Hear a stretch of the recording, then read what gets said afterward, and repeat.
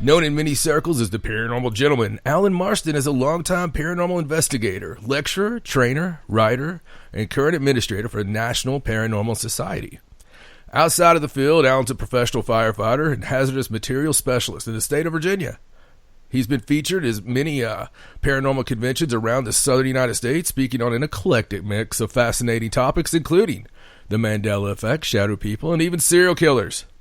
Alan has been a recurring guest on the Paranormal Sideshow, as well as many other podcasts and paranormal events. Then in the bottom of hour number 3, we will bring you our new Saturday feature, because there's something strange about this week. So, for the listeners who may be unfamiliar with Alan Marston, he goes way back with Stacy and I. He's provided many insightful conversations to the Sideshow, with the Paranormal Sideshow, as a guest host for us. So, Alan, are you there, sir? Yes, sir. I'm here, John. How are y'all? We're doing good. Great. It is so nice to hear y'all on Spaced Out Radio. We're bringing y'all back. That's the hashtag. So tell me, man. Go ahead. No, I'm just saying, man, I'm glad to be with you guys and talking to everybody out there, and hopefully we have a great time tonight.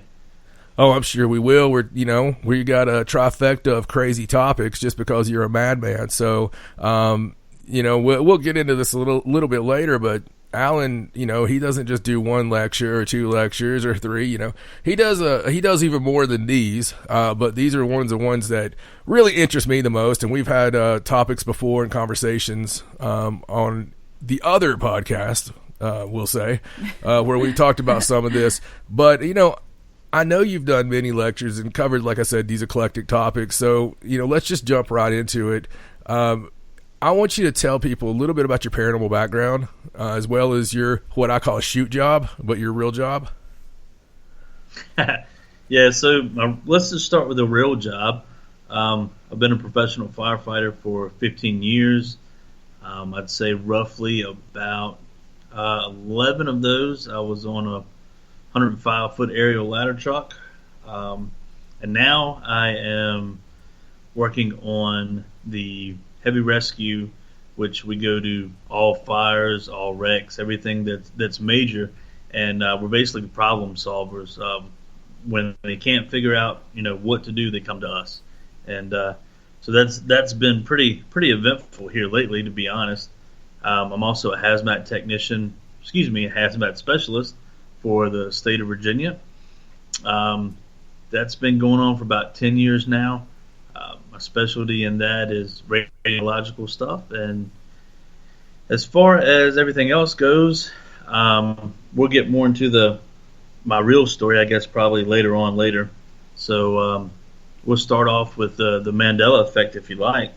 Oh yeah, man, that sounds like a winner. So, speaking of that, there might be 1 or 2 people under a rock somewhere who don't know exactly what we're talking about. So, what is the Mandela Effect?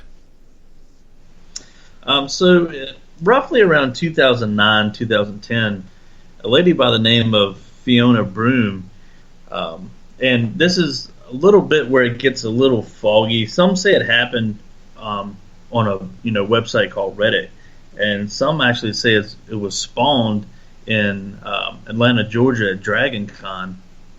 But what it is, it's basically a memory. So somebody has a clear memory of something happening, when in actuality it never really happened in this dimension, anyway. So people will start thinking about, and to be honest, the one thing that really started it was Nelson Mandela's death. They're remembering dying in prison in the mid to late 80s. A couple different dates are given, but usually it says, the later 80s. And they're even described his funeral, when in actuality, he wasn't released from prison until 1990. And he became president of South Africa in 1994 to 99. And he didn't die until 2013. So it's actually a really crazy thing, really. Well, yeah, I mean, that's, there again, though, with Nelson Mandela, with most people in the United States, Canada, I don't think we're going to really have him at the forefront of our thought patterns daily. And, yes, we know he's a personality, but, a lot of times, just playing devil's advocate here for any skeptics on it, there's things that happen a lot of times that I don't think about that much. And then someone says, hey, wasn't that Tootsie Roll, a different color? And I'm like, maybe it was. So, how much of this could be suggestion? I think a lot of it could be suggestion. And so it's kind of like, the telephone game. One person tells somebody something, and then by the time it gets to the end of it, it's totally changed. So, I think that's, a plausible thing for it.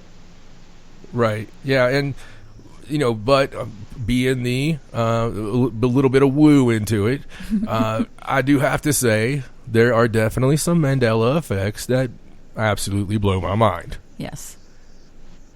Speaking of some of those, definitely. what's some of the top ones that really stick out to you? So we've already went over the Nelson Mandela, the one that actually coined the phrase. So the next one that really, and this one kind of hit home for me because, I remember reading these books from when I was a child and actually watching some of the videos. Have you ever heard of the Bernstein Bears or the Bernstein Bears? Yeah, the Berenstain Bears. Oh, I used to read their books all the time. Right, and see, I remember it as Bernstein, Bernstein, and you remember it as Bernstein, and that kind of seems to be the problem. And I'm wondering if it's actually just the way that our parents read it to us, from when it started, and the way, that we actually remember it now is because of that.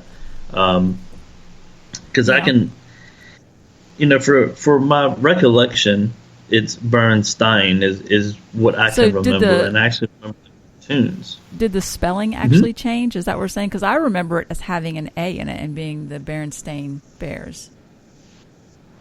Yes, ma'am. So the way that I remember it was Bernstein, which is EIN. And a lot of people say, in the actuality, it is AIN, and that's one of the problems is there's a huge thing on Reddit now that's talking about the EIN and the AIN conspiracy of it, so. Maybe the Bears changed their name for protection. It could have, They're like, we'll just go by Miller.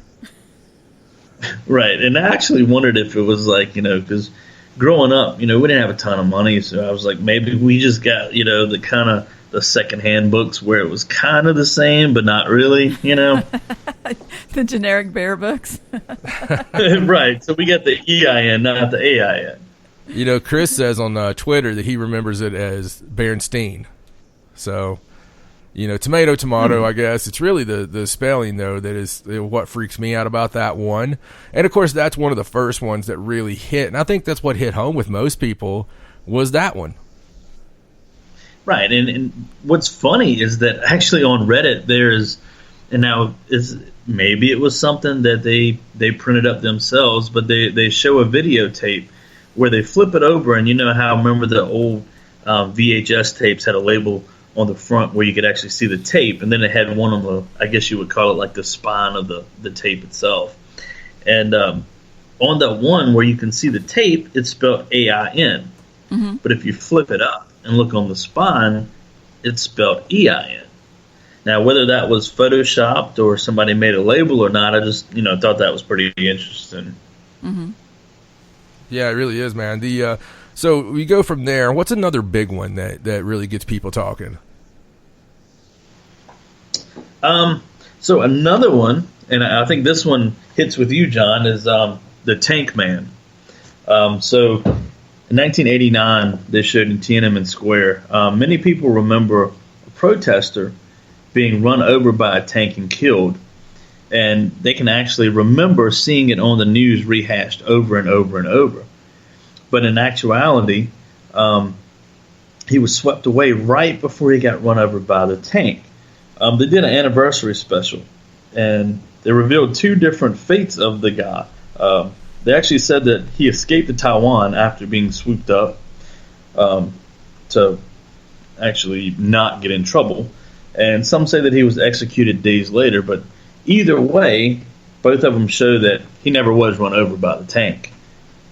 Yeah. I mean, that's a vision that I definitely have always had, and I remember following that pretty closely, and being the image that's burned in your head is, of course, him standing in front of the tank.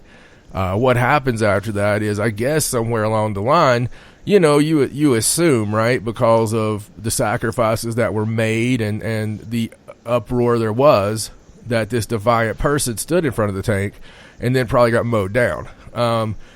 I can only imagine that's what we think, and that might be why the memory goes to that, right? We sometimes build the missing pieces of the memory, and right.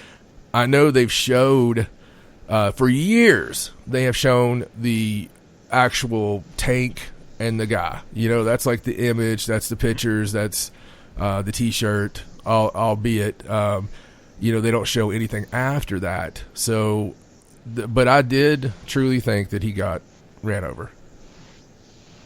Right. Yeah, and that was the biggest thing that I could remember as well. But I mean, it's still kind of foggy because I was young, and so I'm thinking maybe I just misremembered it, or maybe I read things later where there was a conspiracy between the two, and I kind of picked up on the other, Right. Well, I know you've been speaking on this at several different speaking engagements and conventions for the last few years. In doing that, have you noticed that you pick up on some now that you are always, kind of like looking for it, or it just sort of notice it and makes you go, Yeah, it always stays on your mind, it just kind of in the little back there. And I think the one that hit me the most was I was watching,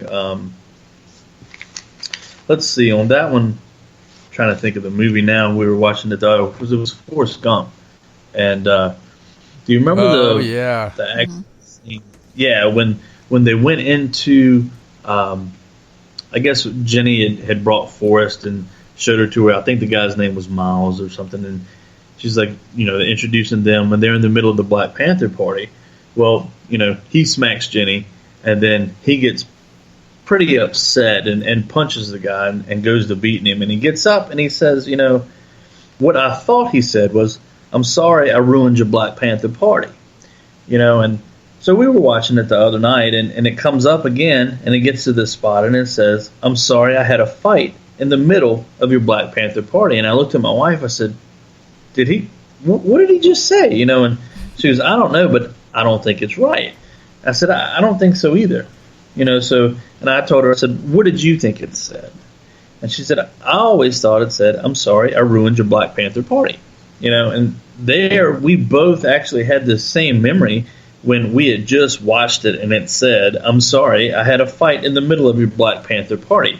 So, we got to talking about that, and that brought up the whole, Mandela Effect thing again. And so I thought that was pretty neat. Yeah, I remember the same thing you do. That's the funny part on that, because that's one of my favorite parts, and, right. And I think it's one of anybody's favorite parts, right? When Forrest gets a little bit crazy for Jenny, but right. the big one from that is how people remember the box of chocolates. Is that right? Oh yeah, that's a huge one. It's like everybody thinks it's life is like a box of chocolates. You never know what you're gonna get.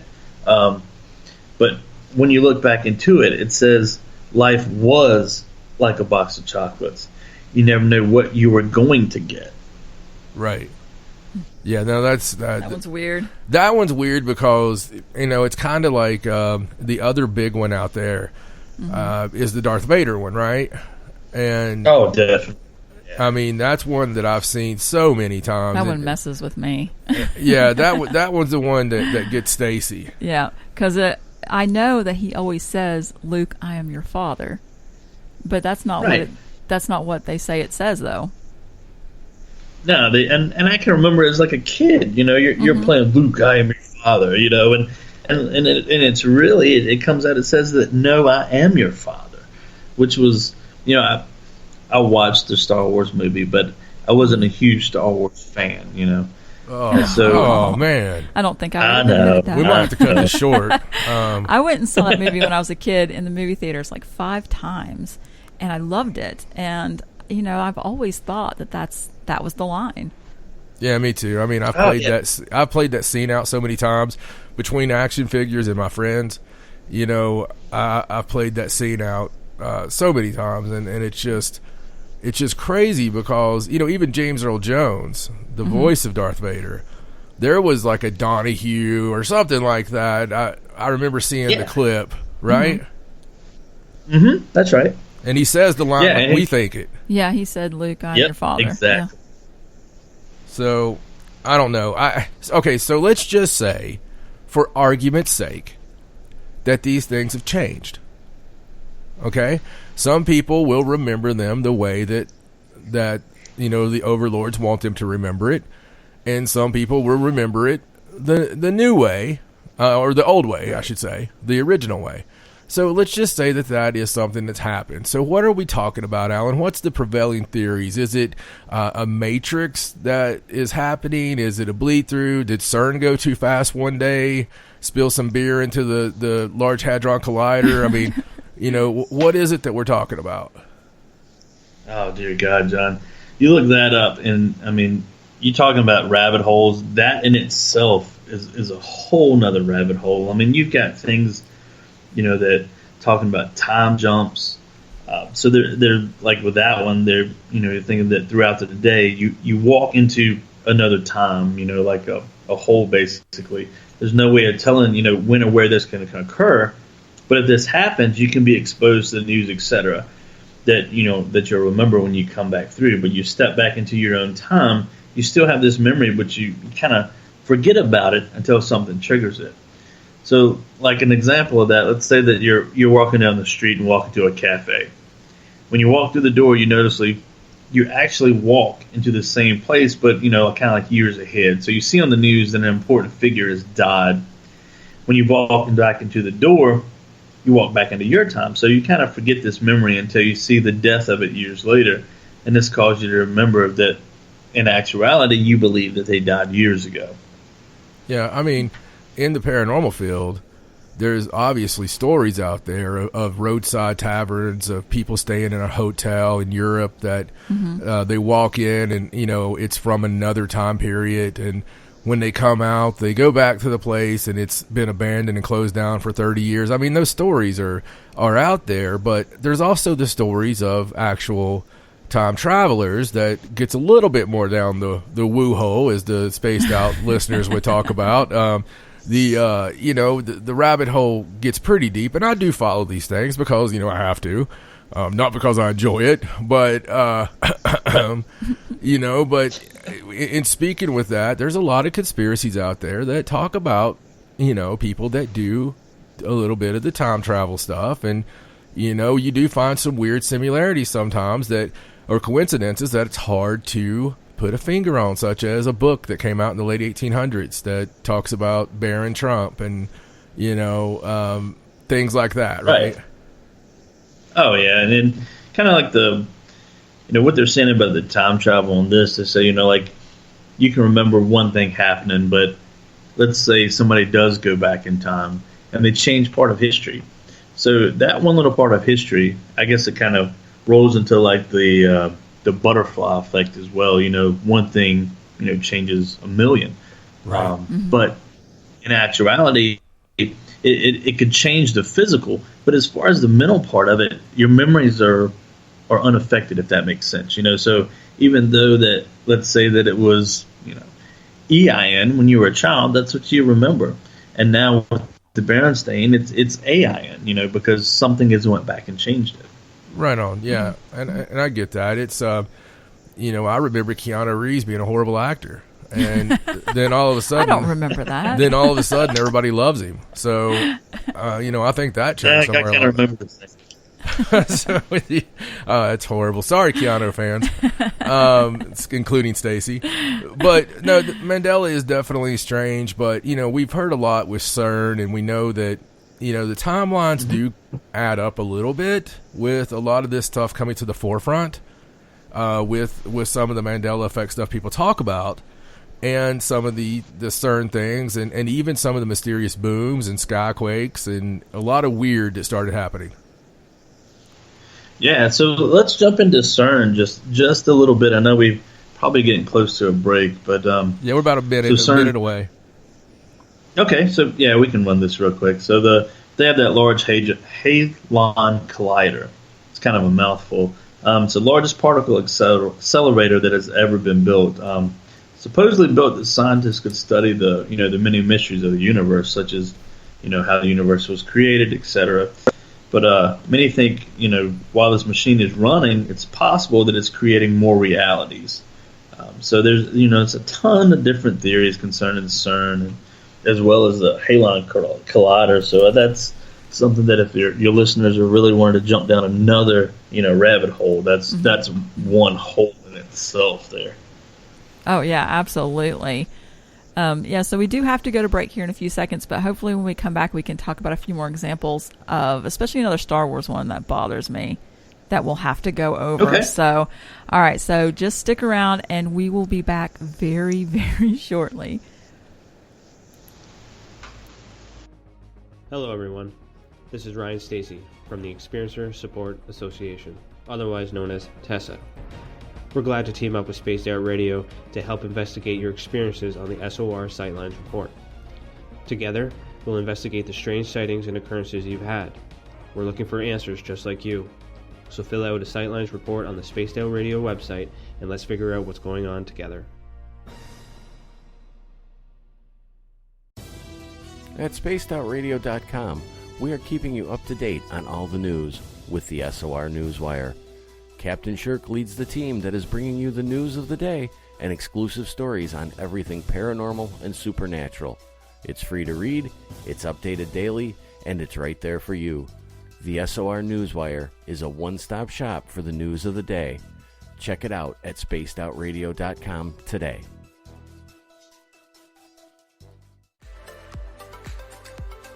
Are you looking for great advertising value for your company? Look no further than Spaced Out Radio. We have a multitude of places to get your name out there, including commercial ads during the show, special promotions, and banners on our website. Our audience is proven to support the companies that support our show. We can make your budget work for you. So for more information, please contact us at sales@spacedoutradio.com. Cold drinks, great food, and the best music in Vancouver.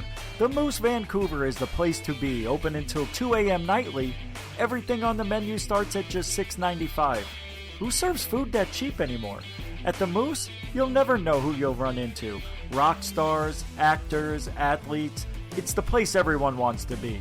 So join us at the Moose Vancouver. The Moose Vancouver, the official party bar of Spaced Out Radio. Hey Spaced Out Radio fans, it's John Resig, founder of the Chive and Chive Charities. Our goal is to make the life of veterans, first responders, and those with rare medical conditions 10% happier.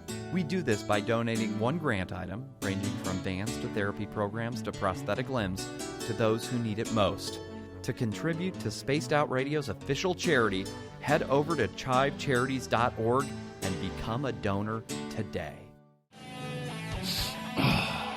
I'm feeling a little spicy tonight. What to do?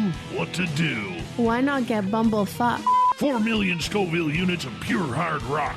Bumblefoot hot sauces come in 3 flavors. The burning Bumble. Tone it down a bit with Bumblicious and throw the sauce on everything. Spice it up. Bumble me, baby. Bumblefoot hot sauce. Get it today at kajans.com. Are you addicted to the woo? Good. Me too. This is Dave Scott, and you can woo it up with me every Monday through Friday, starting at 9:06 Pacific, 12:06 a.m. Eastern, for 3 hours of great entertainment in the subjects you love. UFOs, ghosts, cryptids, intuition. Yes, we hit it all 5 days a week.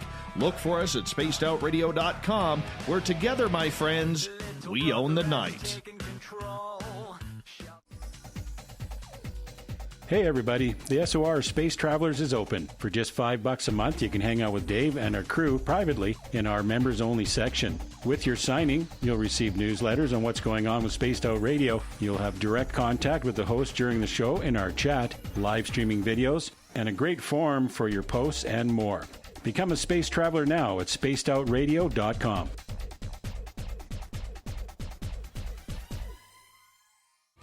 We're adding to the entertainment online for Spaced Out Radio. I'm Amber Beckrud, and I want to invite you to subscribe to our YouTube channel and check out Cryptid Tales, where I will take you on a journey into some of the strangest legends and lore from around the world, relaying the stories to you of the strange creatures and experiences that people have had throughout time. You can find Cryptid Tales at youtube.com/spacedoutradio, and while you're there, don't forget to check out our free archives and leave a comment. See you there. From the heartlands of Canada to beards around the world, we know how to take care of you. Fill your follicles with the Mighty Moose Beard Oil. All our oils and balms are handmade and 100% natural ingredients because we care about your beard. And hey, use the promo code SOR2019 and get your Mighty Moose Beard Oil today. You can check us out on our website, mightymoosebeard.com.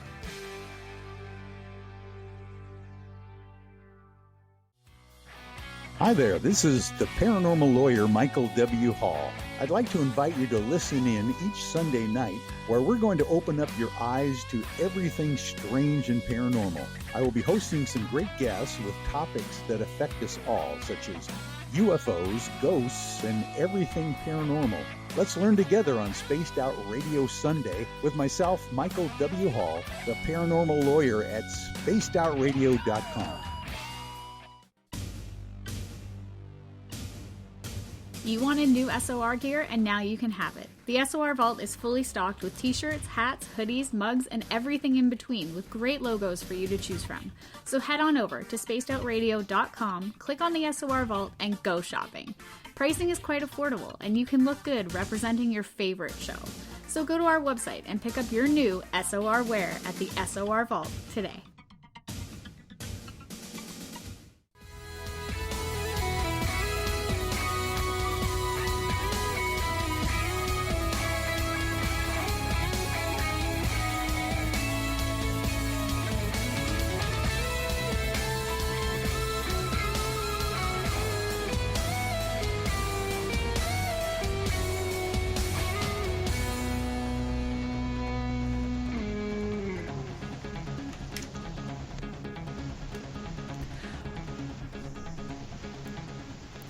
Welcome back to Spaced Out Saturday. We are joined once again by our guest, Alan Marston, and we were talking about the Mandela Effect. And I just have to put it out there because it's another Mandela Effect that blows my mind, that I can't believe, but it's a Star Wars one. And it's the one that claims that C-3PO has a silver leg. Only I don't ever remember him having a silver leg when I was a kid. No, I don't either. And you know, I had a C-3PO toy that I can remember was all gold. Exactly. So I got into this one and looking it up and looking up the toys. The exact daggone, toy that I had had a silver leg, but I remember it being all gold. Yes, I absolutely remember that. And I think when you watch the movies now, because they redid the movies, they remastered them or whatever. And I think maybe he does have a silver leg in the newer version, but I never ever remember that, and I just don't think that was how it was. Well, I mean you're also looking at the difference in high definition and 77 definition. True, but that doesn't explain the toys. Great point. It doesn't. I remember I'm pretty confident I can go grab my toy right now and it's all gold. Right. I mean, is it supposedly sometime during the movie did he get another gold leg or something? No, I didn't think so. No. Now, they were talking about like he was supposed to have been, pieced together anyway. And that was one of the ways that they could show that, he had been pieced together was for him to have, like a silver lower part of his leg, So I can understand where they were going at, with that now. But I don't remember that ever being, the case. Mm-hmm. Yeah, no, I mean, and I do get it. I mean, the Rebel Alliance is all pieced together, and everything's supposed to look nasty and dirty and all that good stuff. That's the thing I liked about when they made the latest crop of movies. They really had them as a ragtag organization, and you could see that kind of stuff with. You could imagine having laser blast holes and things and all that. So I do get it. It's just, it is a strange one because we're like, silver leg. I mean, that's just one of the ones that really messes with people. But hey, so we all know about a lot of those, especially people that have followed, paranormal podcasting or just podcasting of the strange and bizarre. And what's a new Mandela Effect that's come down the pike lately? All right, so this one's maybe a year old. It could be a little bit more, but this one kind of really hit me kind of hard. It has to do with Cheetos. Everybody loves Cheetos, from as far as I can tell. But what do you remember Chester's slogan being? It ain't easy being cheesy. Yeah. Exactly. That's what I remember too. But however, after looking more into it, it's actually, and it's never been, it ain't easy being cheesy. They're saying now that it's not easy being cheesy. Oh, nuh-uh. Well, maybe the grammar police got a hold of it. Well, and that's kind of what I thought too. Mm-hmm. Yeah. So I was looking it up and trying, and if you actually hit AI, it pops up on Google, it ain't easy being cheesy. So there's a ton of other people out there that feel the exact same way that we do. Mm-hmm. This could be something to do with Southern schooling versus Northern schooling. That could be. Because we remember it ain't easy being cheesy, y'all. That's right. Hashtag bringing y'all back. But yeah, it's hard to tell, but that is strange because I truly remember you ain't easy.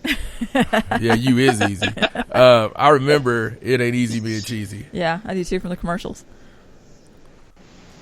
Yeah. There's one that I do want to bring up that's an old one, but I think it would speak to you guys as well and a lot of the listeners out there, and it actually comes from the movie of Silence of the Lambs. I can remember Clarice walking down the hall, and Lecter actually says, "Hello, Clarice," and that was like a big iconic part of the movie for me. Right. And now they're saying that all he ever said was "Good morning."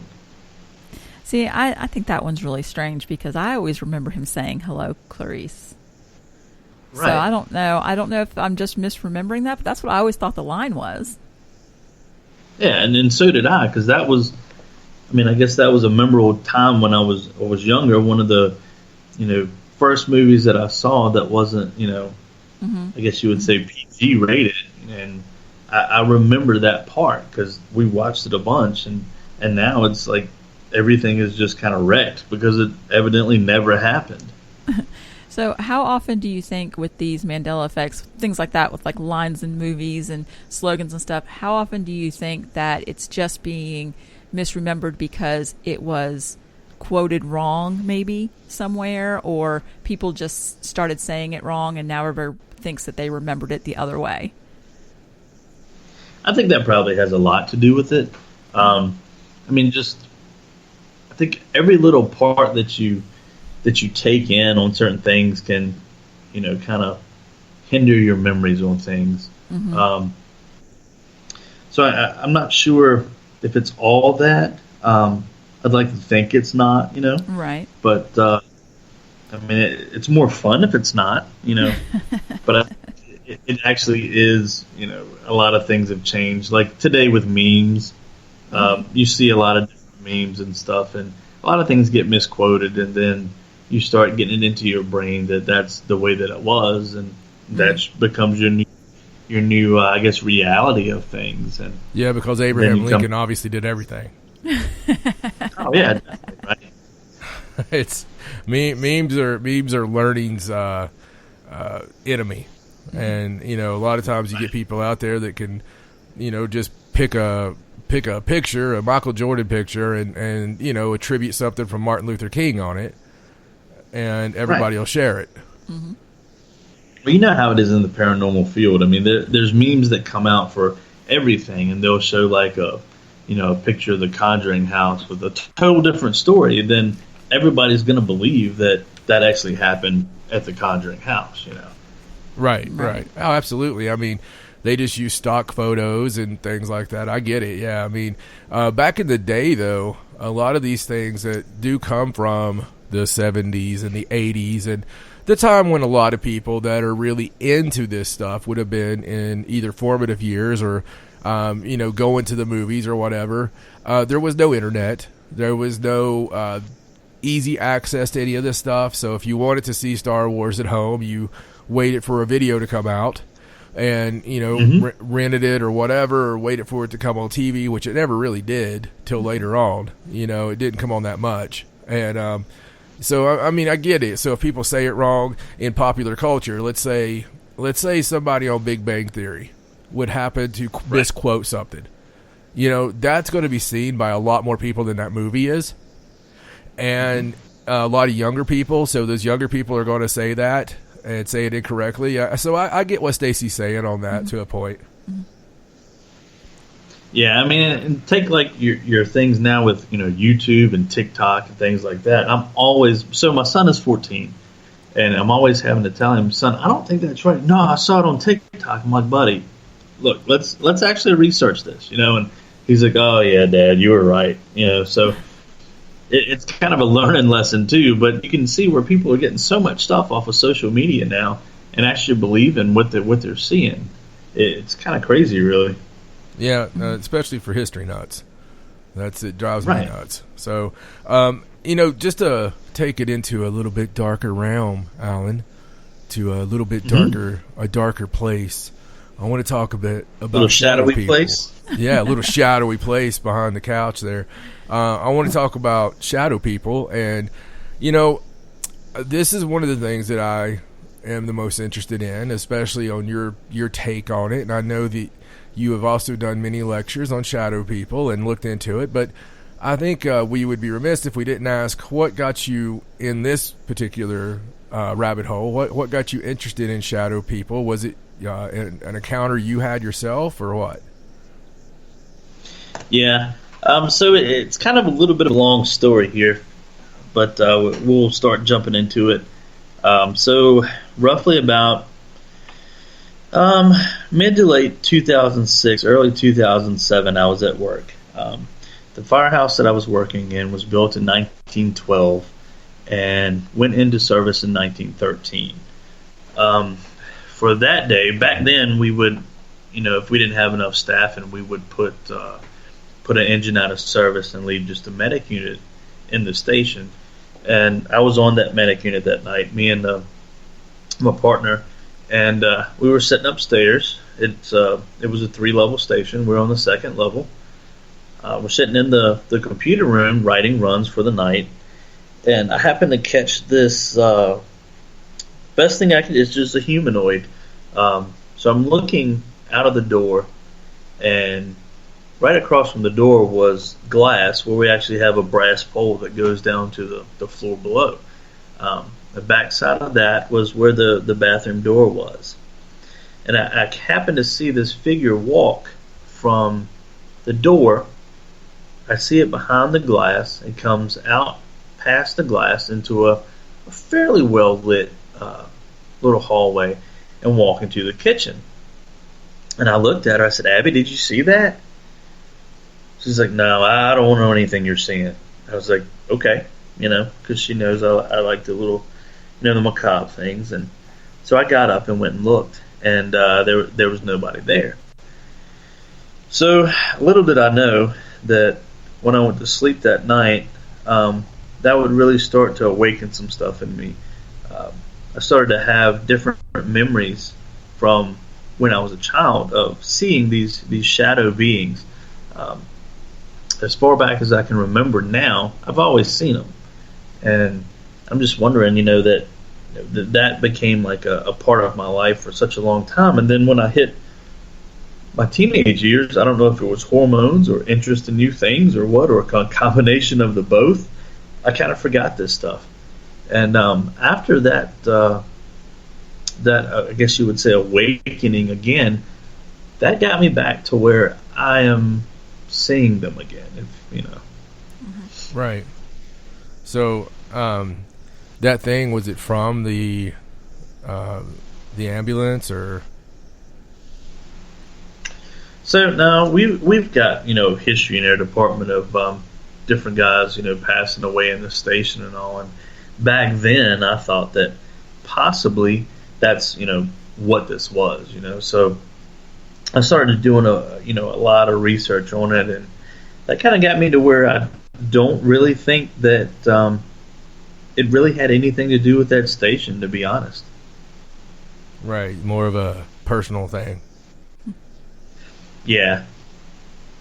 So, before we jump right into the shadow people, what's another experience that you've had in doing this that's really left a mark on you?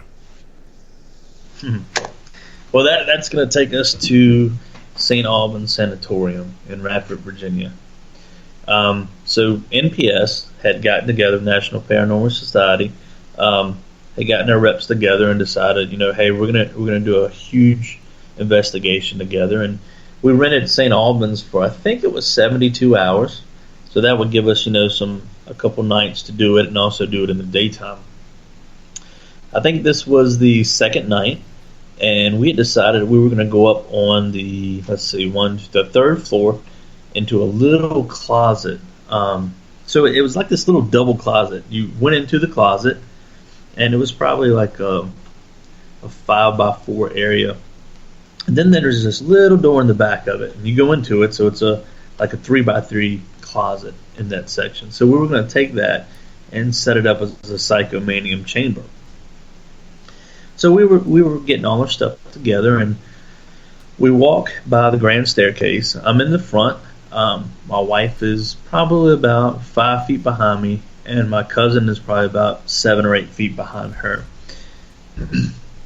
Walk by the staircase, and I kind of have my lamp sitting on the side of my head, just so it kind of shines on the walls and stuff, just not to kind of mess up my night vision.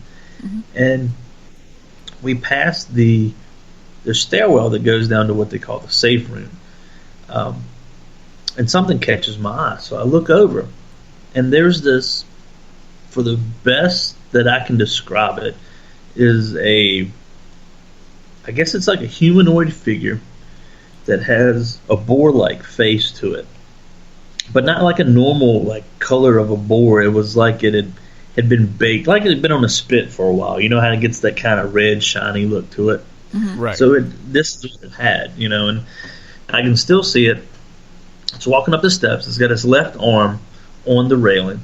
It has on like this kind of like a hooded cloak thing. So I look over, and it looks up, and it has this expression on its face, kind of like a, you can see me type thing, and as soon as I turned and the headlight hit it dead on, it looks, kind of surprised, and it does this thing where it turns, and it kind of goes in a triangular shape and just kind of swoops, down the steps.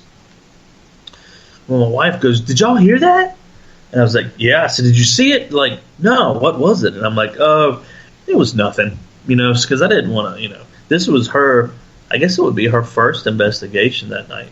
So I was like, I kind of kept it to myself until we got upstairs, and they went off, and then me and a couple of other ones that was in my group, we got to talking about it, and we're like, well, we kind of need to go see what this thing was. And so we go down and try to find it, and later we did find it, because as we were coming back up, it grabbed my cousin by his back. He's probably, I don't know, 245, 250, and most of us, we're not small guys anyway. So it pushed him in his back. It pushed all three of us up the steps. Mm-hmm. That kind of messed with me for a while. Well, yeah. It's I would say so. Yeah, the crazy. Here's what's so funny about it though, because I was leaving that. So this was on a Saturday. I was leaving the next morning to go on a hazmat training trip for the next 2 weeks, and we get to the place where we're going to stay. We get checked in. Let's go get something to eat. So I was like, all right. So we show up at this barbecue joint. The first daggone thing on the wall is this huge pig head. So it greets me as I come in the door. So that kind of, I'm just like, I'm done for a while. Wow, man. No, yeah, I don't blame you a bit. It is a harrowing little event there, and I could see why that would stick with you quite often. Have you made any return trips out there to look for this? Oh yeah, that's St. Albans has become a home away from home. Just the building. Once you walk in this place once, it's got you. You got to keep going back. I mean, it's not just the place itself, but just the people that run it. They're just great people, and it's definitely worth you guys or anybody out there that has an interest in the paranormal just to go out and check it out. Because I mean, they do different like photography tours, and they do public investigations, and they also rent for private investigations. Right. Yeah, I mean, definitely it's a place that's got a little bit of notoriety here in the last couple of years. I think it's been featured on a couple of paranormal television shows. And did you agree with the things that were captured on those shows? Yes and no. I mean, just like everything, there's truth in everything, and then there's, let's just say, untruth. I'm not going to say they're lying on some things, but there could be some embellishments, and after really looking into the true history of the place, it's you can tell that a lot of people try to stretch stuff out to make things worse than what it is. I mean, you take St. Albans, everybody likes to say that it was this horrid place where bad things were done, and yeah, there was experimentation, but I think back, at this time, this was they thought this was cutting edge medicine. So they would drop your blood sugar and try to shock you back in to get you, I guess, sane again. They would do water therapy. A lot of people like to say that they did lobotomies, but they never did lobotomies there. And they make that because they mix it up because they did phlebotomy. So they think phlebotomy, lobotomy, Yeah, but it wasn't, because Dr. King made this place. Isn't that the story that they say all the time for like asylums and stuff? They always like to throw the lobotomy thing around. Oh yeah. That's kind of like the staple for, I guess, everyone out there. For the different sanatoriums and all. And only a few of them actually really did that. Yeah, well, I mean, if you want to find a haunted place, it's a good place to start with anything where they had mental patients. And, some of the atrocities that happened, I mean, just the fact that in a lot of places, the only thing you had to do was have somebody locked up was, say they needed to be locked up or have 2 signatures or something like that. So there's a lot of people in places that did not belong there whatsoever. A lot of things that we understand now that were not understood at the time. So there's so much sadness. That's the thing I get when I go into a place like that, Alan, is just an overwhelming feeling of sadness and a feeling of longing for, human interaction. And, I mean, What about you? What do you feel when you walk in? Most of the locations that I go to, other than St. Albans, I do get that as well. Kind of like a help me vibe you get out of it, But when I go there, it actually has like a homey kind of happy feel. And I think I attribute that to the way that he tried to treat his patients, because he left a really bad place in, I guess you would say, Northwest Virginia, and started this one because of the way the patients were treated. And this was supposed to be a place where they could go and actually live out their life and get better on a whole lot happier note. So I think that is part of why I get that feeling there. Yeah, so it's really important, and that's showing why it's really important to get the real, true history of a location when you go, because a lot of the times places like that, especially abandoned places, they get these weird stories, especially local. I know locally we always had, abandoned buildings and abandoned hospitals that had outlandish stories told about them, because that's what kids do. They try to scare each other with these, urban legends, and then they dare each other to go to this haunted location, and it just blows the whole story out of proportion. Oh, definitely. Yeah, I mean, it's, you know, the only reason I speak on that is we've obviously done a lot of hospitals and places like that, and so have you. And those are the places we get called to a lot, you know, or become paranormal attractions, or as I like to call them, pay-per-boos.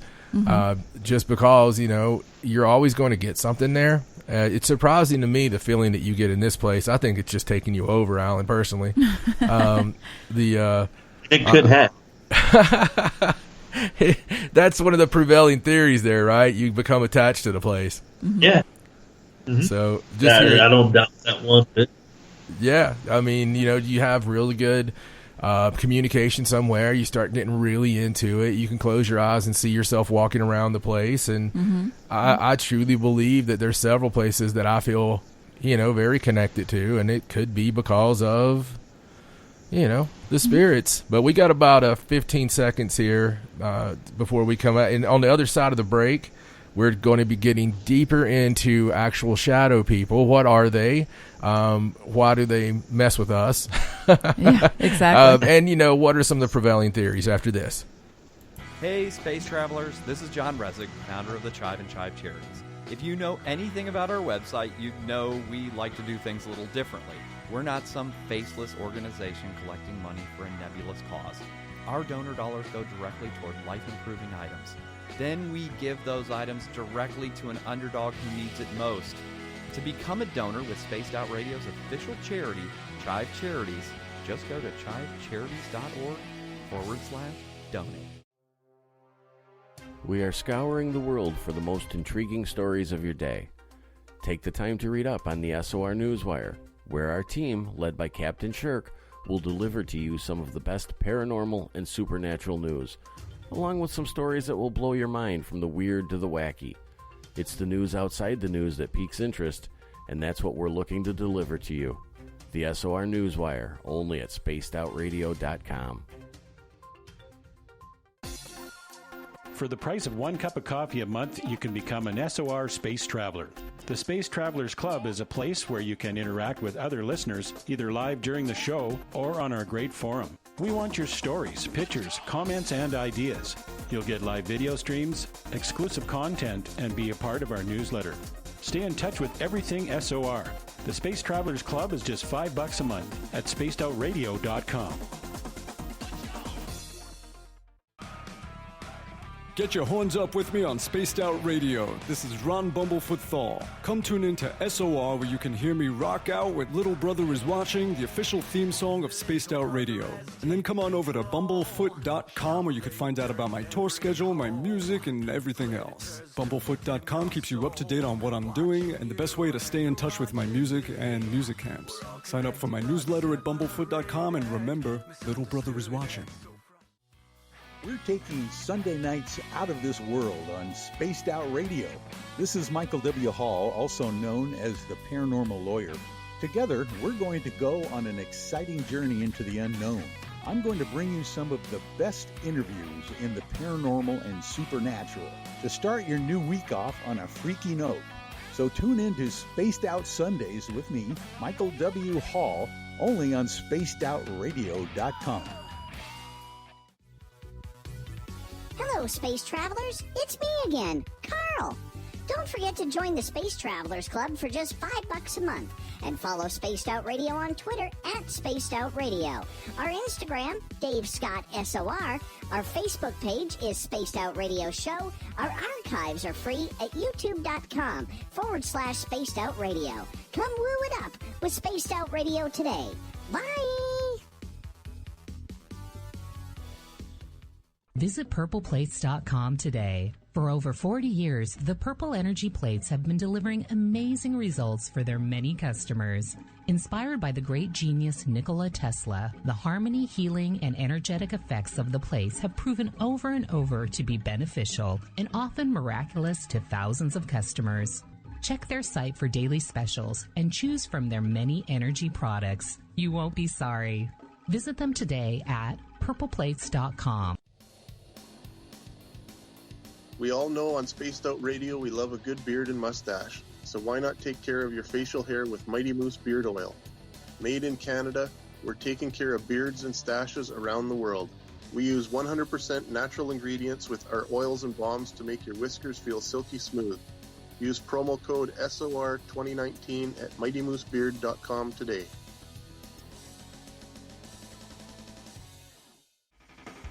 The party is always on at the Moose Vancouver.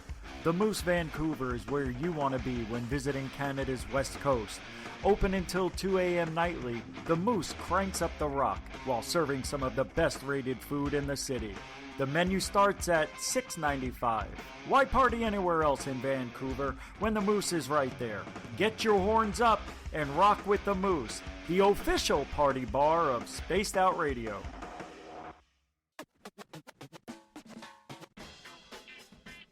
The SOR Vault is open for business, and do we have some cool swag for you to pick up? All you have to do is head over to our website and click on the SOR Vault.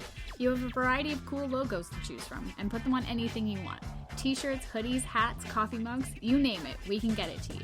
So do your shopping by supporting the store you love. Get your Spaced Out Radio swag at the SOR Vault today.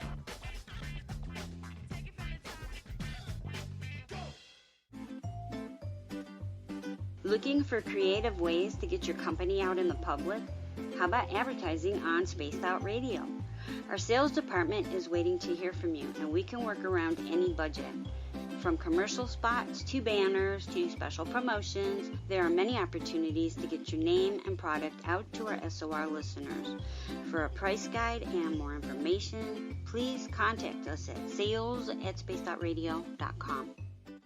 If you like it hot, real hot, then heat up your meals with Bumblefoot hot sauce. Get your Bumblefoot hot sauce today. The sauce, Bumblicious, and the 4 million Scoville unit Bumble. We're going in hot, real hot, coming out even hotter. Keep the milk nearby and tantalize your taste buds tonight. Bumblefoot hot sauce, available now at kajans.com. Hi, this is Amber Beckrud, and I want to invite you to subscribe to our YouTube channel where we store all of the SOR show archives for free. And as an added bonus, every 2 weeks I'm posting brand new content on Cryptid Tales, where I will get into some of the spookier legends and folklore from around the world and tell the stories that go with them. Find us at youtube.com/spacedoutradio and check out Cryptid Tales today. Drop a comment and let me know what you want to hear. See you there. Hi there, this is Dave Scott, and I'm bringing you the Woo every Monday through Friday on Spaced Out Radio. I'm going all out to bring you the strangest, oddest stories and subjects I could find for your entertainment. Why? Because when we hit peak Woo, I know I've done my job. So come tune us in at spacedoutradio.com, 9:06 Pacific, 12:06 a.m. Eastern, and together, my friends, we own the night.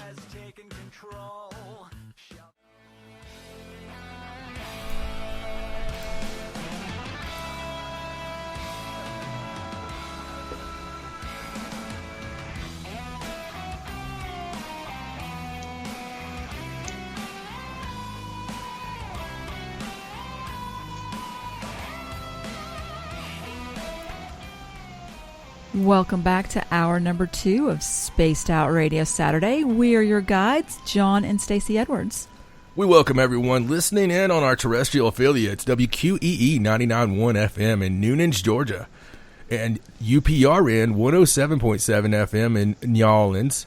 On the digital side, we are on Revolution Radio, and don't forget, you can check out our archives at youtube.com/spacedoutradio. Do me a solid and smash that subscribe button.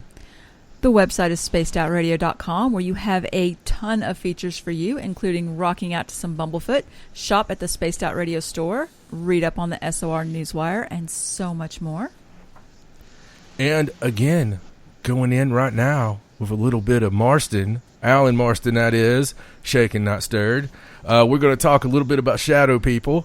And we were getting that way, but something, we got off on a little tangent about some haunted places and some lobotomies, phlebotomies, and footbotomies, and all that good stuff. So tell me, Alan, what is a shadow person?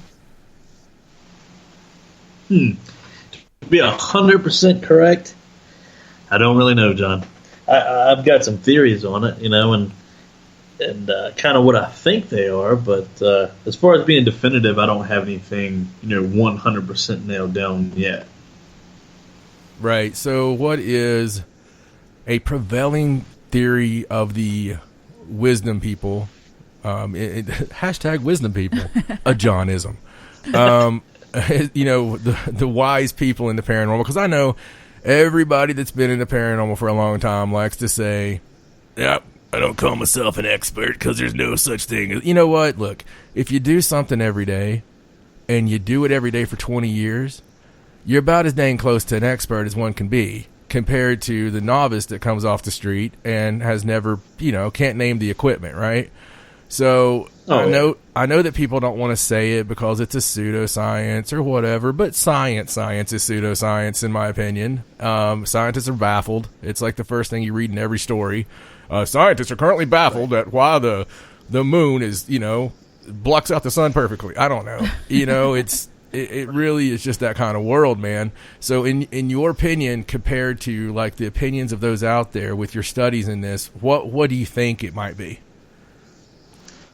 Well, for me, actually, we talk about shadow beings, but I think when you really break it down and get into it, I think there's a full shadow world there. I don't think it's just the, actual humanoid shapes. So for me, I think that shadow person is basically, so let's say we're on different planes, right, and we're all occupying the same space. I think that is just another, I guess you would say, another plane. It's their own plane. They have their own, I guess there would be their own genome, I guess you would call it, to where, so you have your shadow people, but then you have different levels of it. So you kind of like we have here on Earth, there's different animals, there's different plant species, things like that. And I'm not saying there's shadow plants. I'm just, putting that out there. I wish there were shadow plants. Oh yeah. So this, yeah. But anyway, so as far as that goes, I think that it's basically everything that we have here, but it's just existing on another plane. So I'm not 100% sure that they're really watching us. I think it's just that we're occupying the same space, and it just seems like they're watching us, Right. I mean, I'll jump back a little bit here and layman term a little bit. The shadow phenomena, if you will, do a little Dusty Rhodes there. The shadow people phenomena, well, it started out with us in our event that is well documented. It's in our book, available on Amazon.com. And as the first thing that got us in 97 together, and it was a shadow person, middle of the day, sunlight coming in, and it was solid, man. It ran right through my room, right through Stacy's room, and changed our, shifted our paradigm. So since then, at different locations, I have seen shadow people several times. And in fact, I shared an experience at Waverly Hills Sanatorium on the first floor coming out of the pharmacy section. And I was with my partner, Tim Clark, and he and I both seen a shadow person. We shined our flashlight on it, and it did not go through it. The memory that we have of this, Alan, is that the light hit the shadow person, and the shadow person was still there. Now, if you shine a light on something, the shadow should in turn be gone. Not what happened. So it takes off literally running. Now, this sounds like a cuckoo cockamamie story, but it is 1,000% legitimate. The shadow person took off running. Tim and I ran after it until it had darted into a room. We get to the room. Tim grabs me by the chest and says, "Dude, what are we going to do if it's actually in there?" And I was like, that's a really good point. And we walked off and didn't even bother to investigate it. But, the reason I bring those up is that's the first night. That was 2006. That was the first night that my mind ever went to the spot of these are lumped in as ghosts. These are lumped in as spirits. We put these in the same category. Like if you go buy a ghost book, right? What are ghosts? And they'll put in there because they have to, everybody has to categorize things. And they have to say, well, These are your intelligent hauntings. These are your residual hauntings. These are your poltergeist hauntings. These are your demonic hauntings, so on and so forth. You rarely see these are your shadow people. I truly believe what you're saying as far as it's a different cat. Yeah, and I think you have other things that can present themselves as shadow people or as shadows as well. I think that, your true shadow people don't really interact as much with you. I think other things such as possible conjurings or and maybe even elementals as well. You don't really, that they want to be seen as like a shadow. Not really. They want you to know that they're there, but not to see their true form. So they actually come out as a shadowy mist, if that makes any sense at all. Oh, absolutely. I mean, maybe that's the energy they could present. And, you hit on a really interesting point, and it's something that a lot of people see with the shadow people, and that would be the fact that they are watching you. A lot of times we see shadows do what? Peek from behind walls and furniture and things like that. Is that something that you've seen in your research is a common trait? Yeah, and basically my research is my everyday life. It's very seldom is there a day goes by that I don't see shadows. Usually, like you said, they're out of the corner of your eye or whatever. But I've had quite a few that are you can stare it straight on and see them. They're just standing there watching. And it's gotten bad enough to where my wife actually sees them and my kids see them as well when I'm around, and they say, when I'm at work and I'm gone, they're not around. And that kind of goes back into when I was doing the research on it. I looked up some different things on it, try to find out like the first actual written record of them, and the first thing I found was actually from the ancient Greeks and Romans, and they both believed that at some point we transitioned to some type of a shadow figure. The Greeks actually called them shades, and they were talking about how while we were waiting to transition to the underworld on the river Styx, that we would actually switch to a shade form, if you will, before being escorted. And the Romans kind of thought the same thing, and they called it something a little different. I think they called them manes. And so they said that we transitioned, and then we stayed. Some people would actually transition over to the underworld, and the manes would stay back to taunt everybody that's in the underworld, kind of like, haha, we stayed here and you guys had to go on, but that didn't really fit, kind of all the stories and my experiences as well.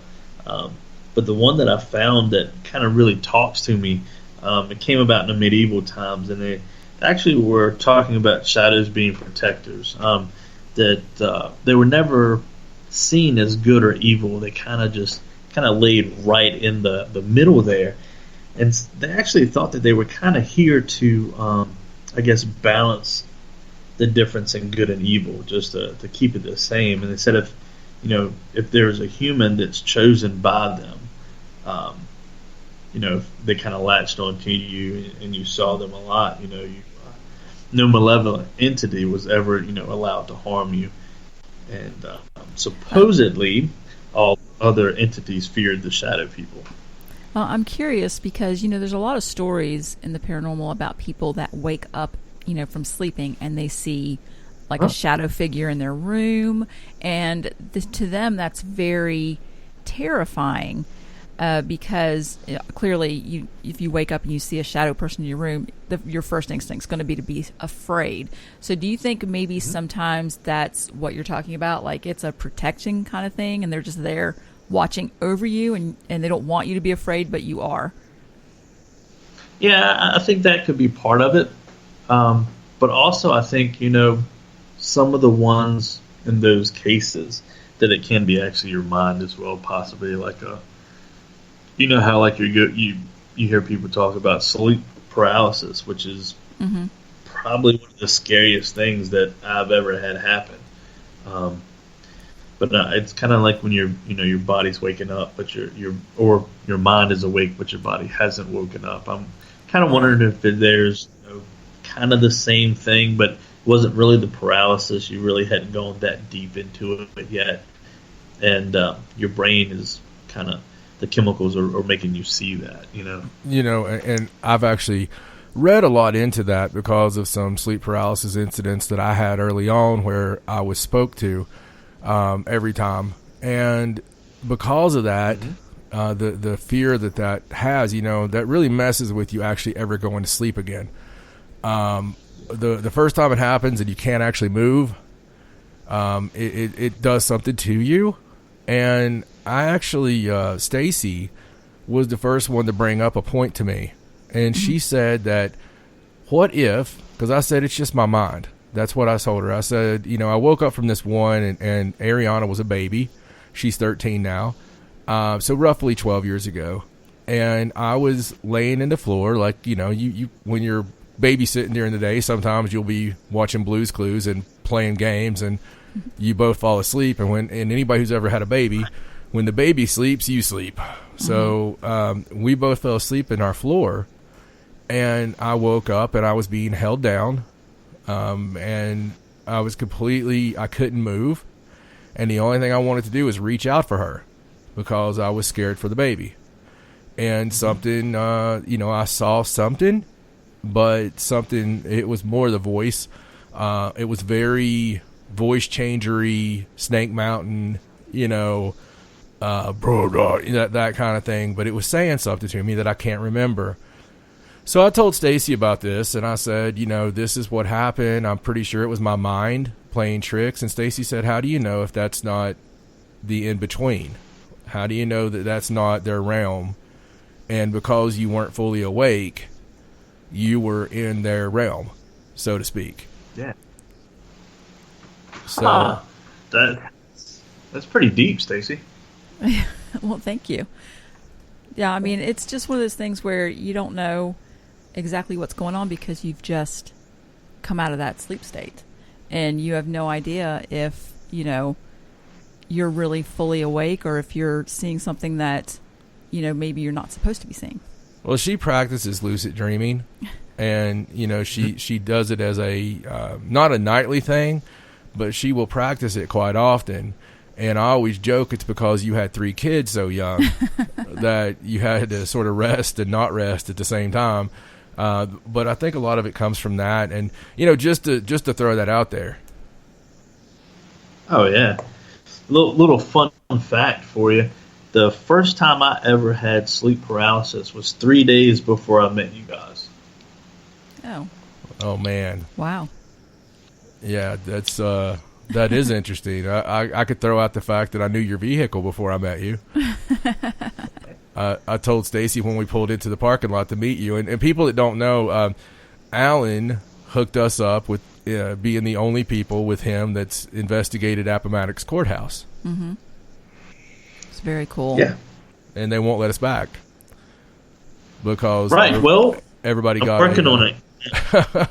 What happened to the guy again? The park ranger. Oh, Corbin. Yeah. So, if you guys remember, when we left that night, he's like, "Hey, I don't normally get anybody to do this, but if you could, can you guys walk with me when I lock this place up?" And we're like, "Yeah, for sure." So we locked everything up, and I get a message the next day, and he's like, "Hey," I was like, "Hey, what's up?" He goes, "It was pretty fun last night." He goes, "But I don't know if I'm going to work there anymore." And long story short, he never would really say. And to this day, I'll ask him here and there on Facebook, kind of like, "Hey, buddy, what you feel like talking yet?" And he's like, "No, not yet, but when I do, I'll let you know." So. But if you remember, we had a lot of weird stuff. Like, remember, he got bit by a snake before he got there. Yeah. Mm-hmm. And then one of my that was on our team then before we moved, he actually totaled his vehicle on the way coming home from work that night to head that way. So it was already kind of, I guess, set out who was supposed to be there and who really wasn't, you know? Right. Yeah, it's I mean that's how this stuff works though. And you know, back on the shadow people front, so what do you think about the possibility that we're talking ETs? You know, I'm not gonna discount it. I mean, because there's so many different theories out there, from ETs to astral projection to, you know, just secret government projects. You know, I mean, it just goes way out there. Right. Yeah. No, I get you. I mean, it's just something, you know, because a lot of times, you know, that those kind of add up as well. And I mean, it could be anything. I get that, but the one thing that I have a problem with is just the fact that it does seem like something different, and I don't think there's a lot of study put into the fact of what we're talking about. I mean, just the other night, I had something walk across the living room floor, and nobody else in the room. I didn't put it over. I didn't say anything about it, but I seen it about 5 foot tall. It wasn't a shadow, but it was a herky-jerky, clear, misty type thing. And, you know, just walks right across the floor. And, you know, it's been that kind of week. We get very active weeks here where we'll have shadow people. We'll have little shadows in the floor, which, you know, we believe are travelers. And so, you know, it's that kind of thing that interests me quite a bit, especially with some of the events that you've had. And a lot of times when people see shadow people, they see them quite often, you know? Right. Yeah, that seems to be the big thing now. Like, if, you know, when you're talking to people, they're like, oh, yeah, I see them all the time. And then you get to talking to them, and it seems like a lot of your stories, you know, really correlate with each other. And it's kind of like, I guess you say, a little bond there where, you know, hey, somebody else actually is having the same thing that I'm having, you know, and it makes you feel better. Because, like, I remember, you know, a few years ago, I went and got an eye test just because I kept seeing things out the corner of my eyes. And you know how it is when you look stuff up on Google, you know, that'll give you all kinds of stuff out there. So it kind of got me a little scared, you know, again. And so I went and got my eyes checked, and everything was great. And they are starting to get worse now, but I mean, I'm getting older, so I can kind of figure that was going to happen. Well, you know, in the world of first responders, I would imagine that if somebody's going to see something happen, it's going to be somebody who arrives at a car wreck, or somebody that sees, you know, sometimes you'll see pictures that people just happen to take, and there'll be objects or anomalies, artifacts that are strange looking. Some people say this is an angel, or some people say this is a spirit, or, you know, I've seen plenty of really astounding pictures. And have you had anything happen on a call that is in that realm?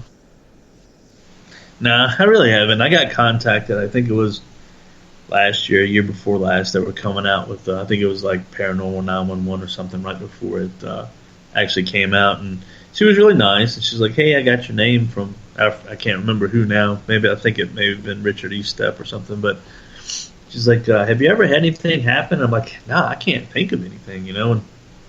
But I do know of one of the guys that I worked with that told me one story when he finally, you know how it finally breaks and everybody's kind of like over, you know, kidding you about, you know, messing with ghosts and stuff. Then they kind of start telling you their stories. Right. He gave me one that was pretty cool. At one of our old houses, he was there, and he got into the truck. They had a structure fire call, and he swears that I'm not going to give the guy's name, but he swears that he got in the truck with him and was packing up, you know, in the seat across from him, and that guy had been dead for probably 20 years. Oh my God! Oh wow! That's pretty heavy. So yeah, it went from the conversation of haha ghost to, well, I did have this one thing. Oh, Earl, who had been dead for 25 years, jumped in the truck with me. You know, but he didn't ask for crackers or anything, so I didn't think much of it. Right.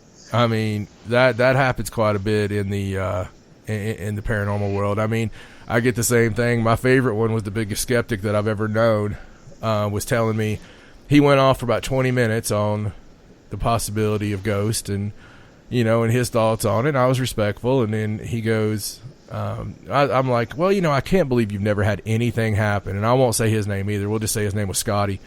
And I was like, Scotty, I can't believe you've never had anything happen. And he goes, well, I mean, nothing of substance. I mean, every Christmas, Grandpa opens all the cabinets in the kitchen at Grandma's house. And, you know, I'm like, what?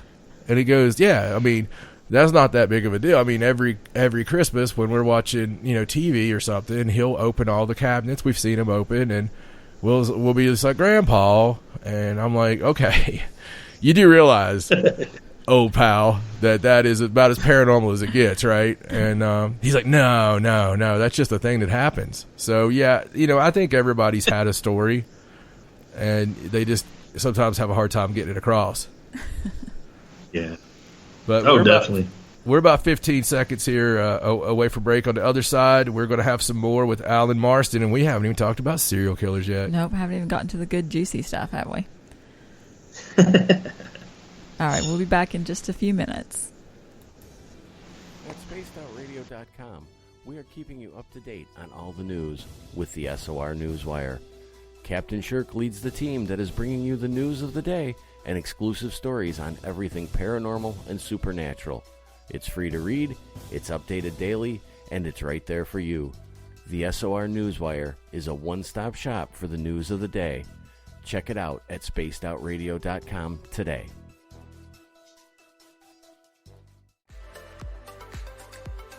Are you looking for great advertising value for your company? Look no further than Spaced Out Radio. We have a multitude of places to get your name out there, including commercial ads during the show, special promotions, and banners on our website. Our audience is proven to support the companies that support our show. We can make your budget work for you. So for more information, please contact us at sales@spacedoutradio.com. Cold drinks, great food, and the best music in Vancouver. The Moose Vancouver is the place to be, open until 2 a.m. nightly. Everything on the menu starts at just $6.95. Who serves food that cheap anymore?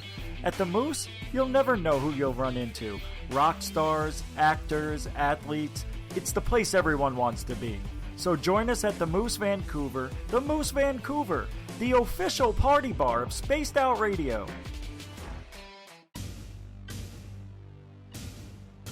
You wanted new SOR gear, and now you can have it. The SOR Vault is fully stocked with t-shirts, hats, hoodies, mugs, and everything in between, with great logos for you to choose from. So head on over to spacedoutradio.com, click on the SOR Vault, and go shopping. Pricing is quite affordable, and you can look good representing your favorite show. So go to our website and pick up your new SOR wear at the SOR Vault today.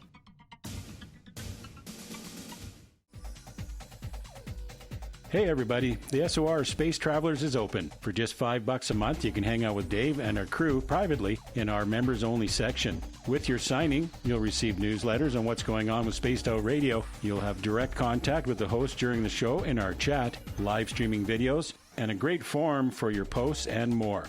Become a space traveler now at spacedoutradio.com.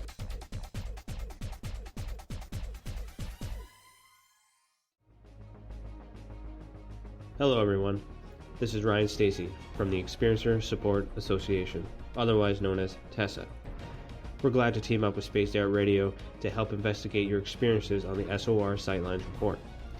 Together, we'll investigate the strange sightings and occurrences you've had. We're looking for answers just like you. So fill out a Sightlines report on the Spaced Out Radio website and let's figure out what's going on together. Hey space travelers, this is John Resig, founder of the Chive and Chive Charities. If you know anything about our website, you know we like to do things a little differently. We're not some faceless organization collecting money for a nebulous cause. Our donor dollars go directly toward life-improving items.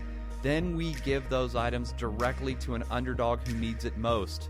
To become a donor with Spaced Out Radio's official charity, Chive Charities, just go to chivecharities.org/donate. Hello, this is your guitar man, Ron Bumblefoot Thaw, and I have to tell you, I love the response I get for Little Brother is Watching from Spaced Out Radio fans. It's amazing how music can inspire and make people think deeper about what's going on in the supernatural world. You can head over to my website, bumblefoot.com, to check out my music, my guitar workshops, my touring, even check out some of the hot sauces that I'm working on. And make sure you keep on listening, because with Spaced Out Radio, you know Little Brother is watching. I'm feeling a little spicy tonight. What to do? What to do? Why not get Bumblefuck? 4 million Scoville units of pure hard rock. Bumblefoot hot sauces come in 3 flavors. The burning Bumble. Tone it down a bit with Bumblicious and throw the sauce on everything. Spice it up. Bumble me, baby. Bumblefoot hot sauce. Get it today at kajans.com. We're adding to the entertainment online for Spaced Out Radio. I'm Amber Beckrud, and I want to invite you to subscribe to our YouTube channel and check out Cryptid Tales, where I will take you on a journey into some of the strangest legends and lore from around the world, relaying the stories to you of the strange creatures and experiences that people have had throughout time. You can find Cryptid Tales at youtube.com/Spaced Out Radio, and while you're there, don't forget to check out our free archives and leave a comment. See you there. Visit purpleplates.com today. For over 40 years, the Purple Energy Plates have been delivering amazing results for their many customers.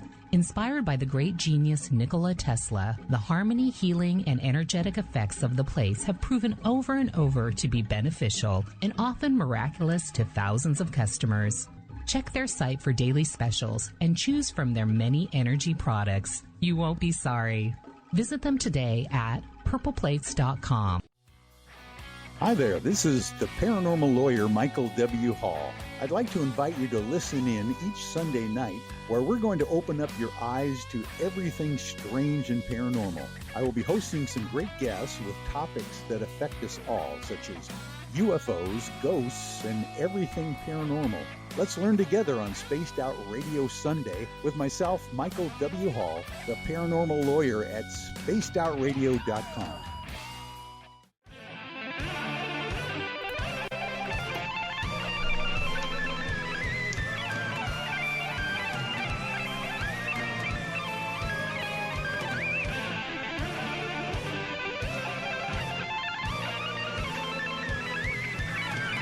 Welcome back to Spaced Out Saturday. Thank you for tuning in. We are joined again by our guest, Alan Marston. Still hanging in there, Alan? Oh, yeah, I'm here, Jeff. All right, cool. Hey, I was going to ask you, man. Actually, I'm going to tell you a little story that happened the other night. And I'm going to let you sort of use your paranormal expertise there. Though you're not an expert, because nobody's an expert, right? That's right. I'm going to start using that all the time. That's my new T-shirt. I'm not an expert. Done it 20 years. So after that long, you're kind of stupid if you're not an expert, aren't you? It's like if I did my job for 20 years and I wasn't good at it, I'd be like trying to find another job. So, so anyway, the other night, actually last night. So I was listening to our podcast. Because I'm vain and I like to listen to it back, but I was actually listening to it with our oldest daughter, and she listens to it every week right when it comes out. So it's just something fun we like to do. And the weird thing happened. Okay, so we were sitting there and I was listening through Bluetooth, and there's a little black speaker we have, and it's just a common little cheap Bluetooth speaker, but I've used it for a long time, broadcasting off my phone. And as we're listening to it, I hear like this southern fire and brimstone preacher talking behind me, telling a story about a demon. So I'm telling this story, and behind I could hear, "Oh, dear," and I wasn't really paying attention. It went for about 15 seconds, and then all of a sudden I happened to tell Raja, I'm like, "What was that? What'd that say?" And she goes, "Oh, I don't know. I just figured it was something you guys put in, added in the audio." And I was like, "Yeah, your mama must have added that in, because she does that. Sometimes if I'm talking about something, she'll put in, because she does all the edits. So a lot of times she'll put in a laugh track or something just to be funny." And so I paused it, and I got a hold of Stacy, and I was like, hey, what did you put in right there? She goes, I didn't put nothing in. So we go back and listen to it again. Of course, it's not there. So something totally came across the Bluetooth speaker, and it was talking, man. It was just like straight up talking. It's never happened before. Listened to that thing for hundreds of hours in this house. Have you ever heard of that happening? Yeah, I guess that kind of rolls back to your last week with the ITC. I think that when they want to communicate, they'll find any way to actually get out there and communicate with you. Whether it's you used to hear about people turning the TV to just static and things would come through. But I think if they want to talk to you, they're gonna find a way to say stuff to you. And maybe it wasn't meant for you, because I know you have other ways to speak. But I think that possibly maybe they were trying to talk to Raja. Yeah, I mean, that could be a very good point. It's funny because she wants nothing to do with the paranormal, and the most stuff happens to her. Mm-hmm. So it's kind of, she's experienced so much stuff that people would pay big bucks. And it just happens to her, and she doesn't want it. But, Kimmy says in the chat room, baby monitors, which is a really, really fair point. A lot of stuff comes over baby monitors. A lot of stuff comes over. I know we were thinking about buying one of the baby monitors with the night vision, just for investigations, because I've seen so much great footage in the past year that's come from baby monitors. Oh yeah, and the technology is getting even better. So I think after a little bit, it will be feasible to use them, but you still end up with your rates on them aren't as good as some of the cameras that you could buy. Your refresh rates and the actual.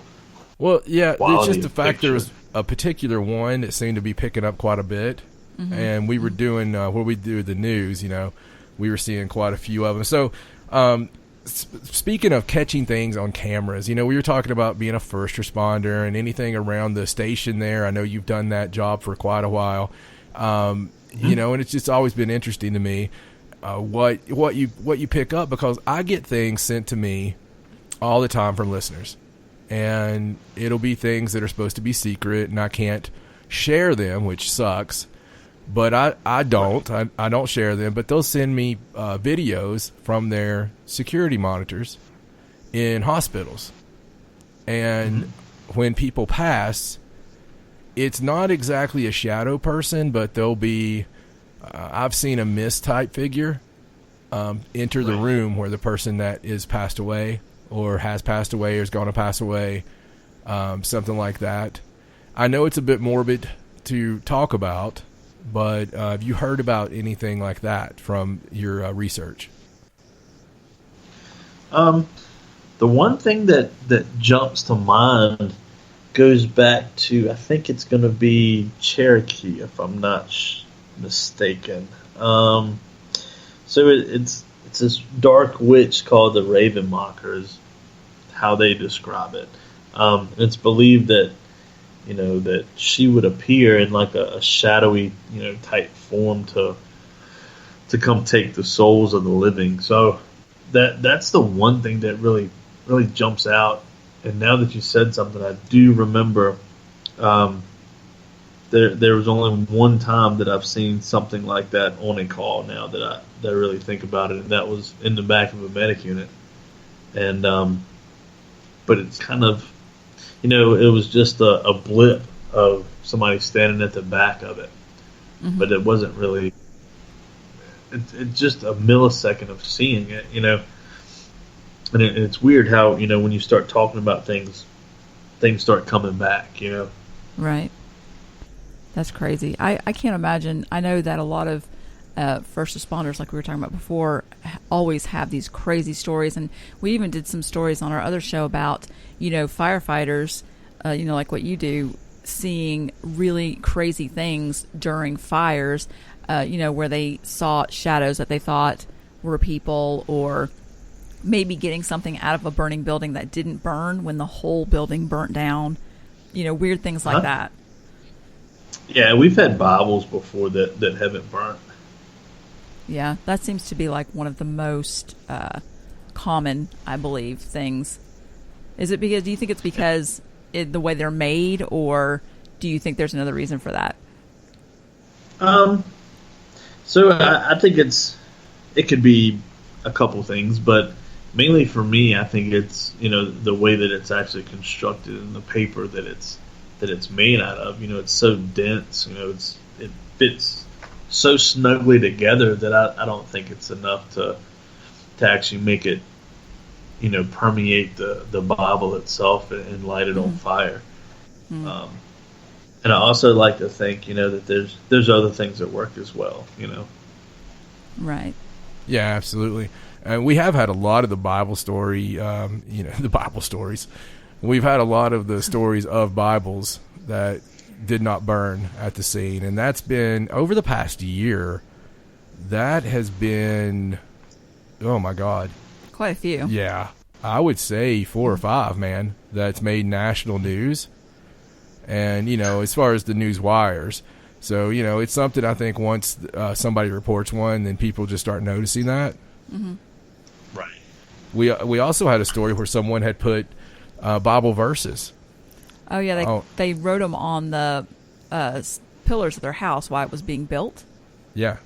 Uh-huh. And then those didn't burn. Like, the fire burnt the whole house down, but stopped wherever the Bible verses were written. Now, yeah, I think you're looking at more divine intervention on that one. Yeah, I mean, whatever it is, it's interesting, right? So it's definitely. Something else that's very interesting to a lot of people would be serial killers.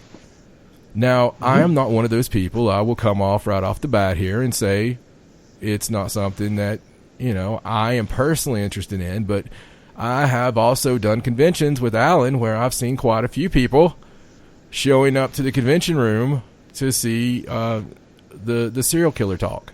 And, it's very, very popular. Yeah. So I guess my story with those start back in like 11th grade. I've always had, I guess a affinity for the macabre, and I started taking some college psychology classes, and I got down to where we had to do this one big paper, and they gave us a list of topics, and one of them was serial killers. So I did that, and after doing all that research, I started, looking more into them and noticing more stuff, and then that just became, just another little. I wouldn't call it a passion. It's an interest, and like at the beginning of all my lectures on serial killers, I tell that I put this out there because I see so many people that put these people on pedestals, and think they're the greatest thing, but I want them to take another look at them and see how these people really are. Maybe you probably shouldn't be putting them up on that pedestal. Right. I mean, what is the fascination, Alan, for people? I think it's, well, yeah, for people, I think it's, it's something different. It's something taboo, I guess you would say. It's just something that, gives them something else to look at that's totally different, that's not the normal mundane things. Right. And, speaking of them, what is some of the ones that, I hate to say your favorite, because, that again goes into the fact of you thinking that they're, but the most interesting, or some of the ones that piques your interest the most? Right now, I'm really looking at one called Samuel Little. So he's actually been in jail for a while. But after a while, he started to decide, you know what, I'm going to go ahead and start confessing all my stuff and start putting things out there so maybe they can start finding this and get maybe some peace to the families. And so before now, the Green River Killer was actually had the top spot. He was like around 49 people killed. Wow. So far with Samuel Little, they've confirmed roughly, I want to say about 90 to 93 is what he's done. Yeah, and he not only did he give the tell them, where they were and what he did to them. He also actually, and this is kind of weird, he actually made sketches of every person for them so that they could use those to hopefully go back and make matches to the unfounds. Is he one of those serial killers that has like a certain method? Like, were all the killings similar? Were they easily linked? No. He was all over the place. He started back in like the 70s, and it went up to roughly, I want to say, around 2005-ish. So, and that kind of goes back to how I think that they don't get caught, is because states and localities up until, I'd say around 2000-ish, didn't really speak a whole lot to each other. So just because he did something in, say, Georgia, somebody in Kentucky could have the exact same MO, but it wouldn't get, found or anything. Right. So I think it's so gosh, if you haven't looked into him, check him out. I'm gonna, hopefully, if things go right, I'll be doing a whole presentation at Scarefest on him, hopefully this year. Yeah, I mean, it's just, the whole thing is, just the whole mindset. Where do you have to be able to be in that frame of mind to be able to hurt someone or people, and that, being somewhat normal, and I don't think I'm very normal. I think somebody got the abnormal brain and stuck it in here at some point, but being normal to the fact that I just couldn't do that. I mean, even in a rage, but these people are not in rages, are they? I mean, they're very calm, and some would say genius in some of the things they do. Yeah, some of them do hit the somebody's flipped their rage switch on them, but I think that most of them have basically a lack of feeling, and the only feeling that they get is from doing these acts to these people. Whether it be, a sexual gratification or a mental or what it is, they figure out that when they feel the most, it's when they're doing these acts. So, they'll do one, and then they see how it is, and then, the next one's better. Mm-hmm. And then they always try to, chase that one feeling of the best one that they've had before. I guess it's kind of like drugs, really, Right. Well, I know. So serial killers are mostly psychopaths, I guess, where they don't have that. Like you said, they don't know how to have emotion. Like, they have no emotion at all and no feeling. And it just blows my mind that they could do these sorts of things, especially with being, generally very intelligent. You would think that they would be able to tell that that was not the right way to act or the right thing to do. Right, and that's kind of, that's one thing that you alluded to there, that a lot of people say is, that they do have high IQs. Mm-hmm. There are a few that have, really high IQs, but most of them, are, just normal IQ people or below normal, I guess you would say, like a couple points below. Now, in the way that they do their stuff, now a lot of that stuff is pretty ingenious on how they go about doing it without getting caught. Again, Kimmy from the chat room here brings up a really good point, and it says many of them are intelligent or very intelligent, but do sometimes lack empathy, and their brain chemistry is different. Brain chemistry is quite the thing to look at, because we know today, with medical advances, there are some, things where people are using different parts of their brain and doing just amazing things, whereas normal communication may be a struggle. Do you think that, there's something there with people that are able to go out and plan and plot this stuff for their gratification, if you will? Yeah, I really think there is, and I think science is actually starting to look at that as well. I saw something, I guess it was about a month ago, and I haven't had a chance to look at it, but where they're actually starting to make correlations where certain parts of the brain are actually different in these serial killers. So it's not really a Minority Report type thing, but you would think if we could see what that is, that we might be able to, see if someone has the makeup of possibly doing this. I have to tread carefully because I hate the thought. Like, Minority Report, the story scared me to death. You know what I mean? Like, going in here and arresting people before the crime happens. It's great in one sense, but in the other part, you like to think that free will plays a part. But if there is a chemical makeup, that'd be something. Well, and I think the whole thing is you have to look at, whether they always had this or something triggered that to make it happen. Like one thing that they're starting to see now is that during adolescence, that a lot of them had some type of trauma or accident or possibly concussion that led to this as well.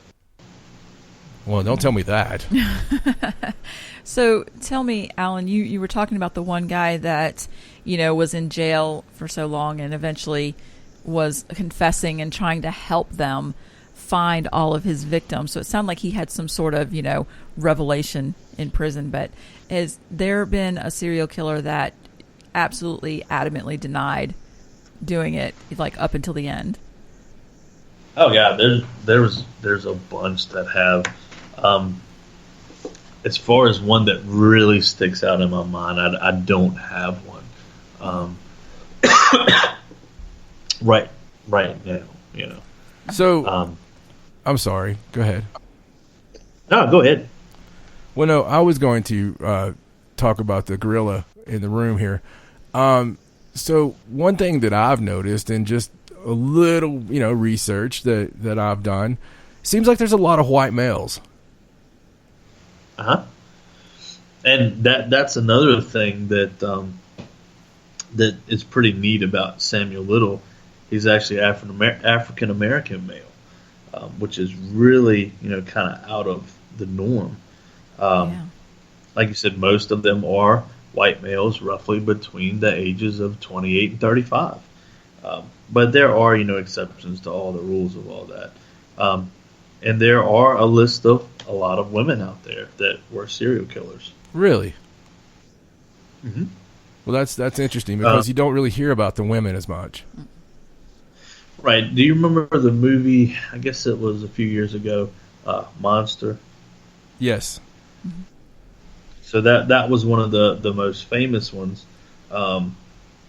with, trying to think of her name. It's getting late and I'm getting tired. I think it was Aileen Wuornos was her name. Charlize Theron played her.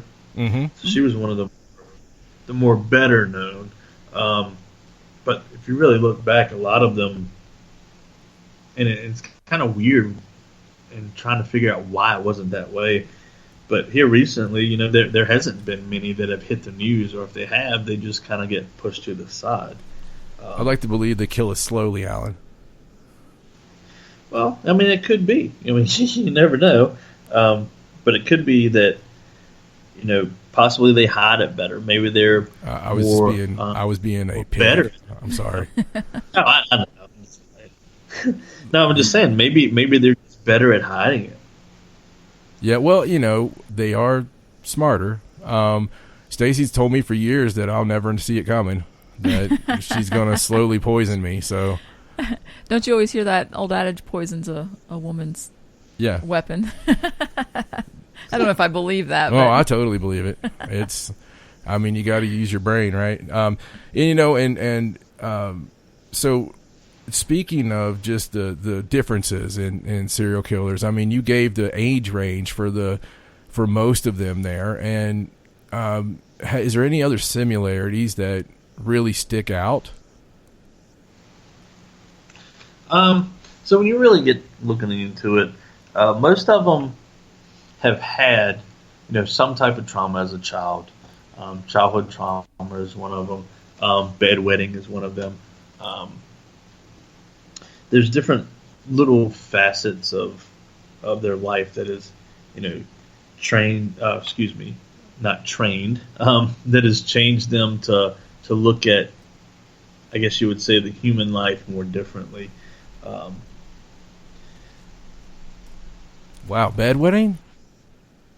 Yeah. That's actually, they call it the triad. So you have, I think it's bedwetting.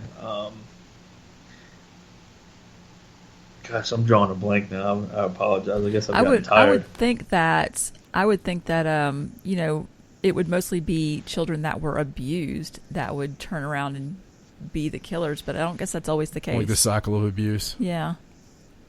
Right. So I'm trying to pull it all together. So with the triad, you're looking at bedwetting is one of them. Let's see.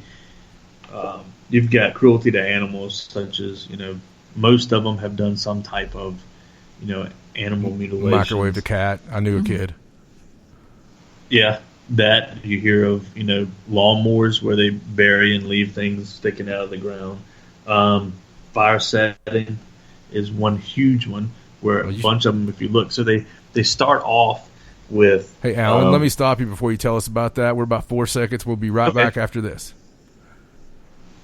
If you like it hot, real hot, then heat up your meals with Bumblefoot hot sauce. Get your Bumblefoot hot sauce today. The sauce, Bumblicious, and the 4 million Scoville unit Bumble. We're going in hot, real hot, coming out even hotter. Keep the milk nearby and tantalize your taste buds tonight. Bumblefoot hot sauce, available now at kajans.com.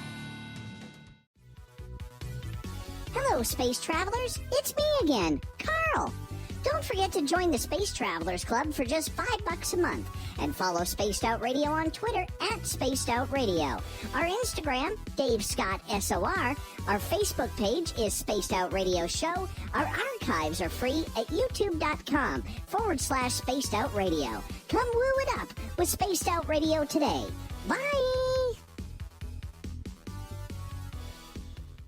Hey, space travelers, this is John Resig, founder of the Chive and Chive Charities. If you know anything about our website, you'd know we like to do things a little differently.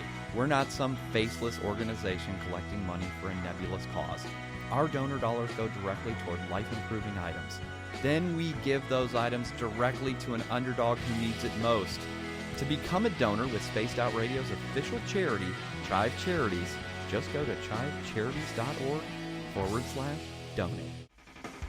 The party is always on at the Moose Vancouver. The Moose Vancouver is where you want to be when visiting Canada's West Coast. Open until 2 a.m. nightly, the Moose cranks up the rock while serving some of the best rated food in the city. The menu starts at $6.95. Why party anywhere else in Vancouver when the Moose is right there? Get your horns up and rock with the Moose, the official party bar of Spaced Out Radio.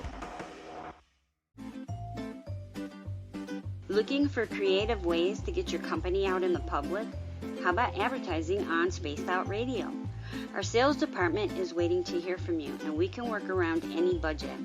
From commercial spots to banners to special promotions, there are many opportunities to get your name and product out to our SOR listeners. For a price guide and more information, please contact us at sales@spacedoutradio.com.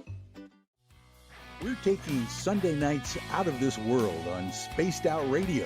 This is Michael W. Hall, also known as the Paranormal Lawyer. Together, we're going to go on an exciting journey into the unknown. I'm going to bring you some of the best interviews in the paranormal and supernatural to start your new week off on a freaky note. So tune in to Spaced Out Sundays with me, Michael W. Hall, only on spacedoutradio.com. We are scouring the world for the most intriguing stories of your day.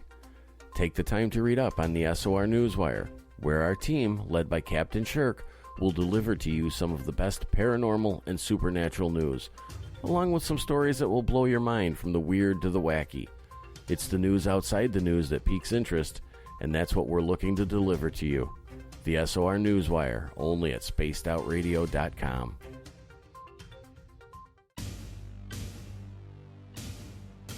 You wanted new SOR gear, and now you can have it. The SOR Vault is fully stocked with t-shirts, hats, hoodies, mugs, and everything in between, with great logos for you to choose from. So head on over to spacedoutradio.com, click on the SOR Vault, and go shopping. Pricing is quite affordable, and you can look good representing your favorite show.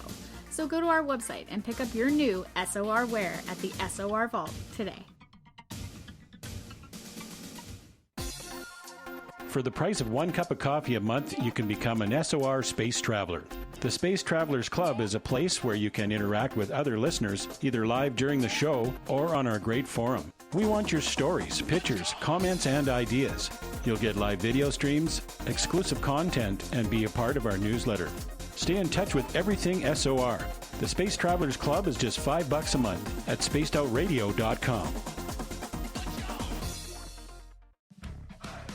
Hi there, this is Dave Scott, and I'm bringing you the Woo every Monday through Friday on Spaced Out Radio. I'm going all out to bring you the strangest, oddest stories and subjects I could find for your entertainment. Why? Because when we hit peak Woo, I know I've done my job. So come tune us in at spacedoutradio.com, 9:06 Pacific, 12:06 a.m. Eastern, and together, my friends, we own the night.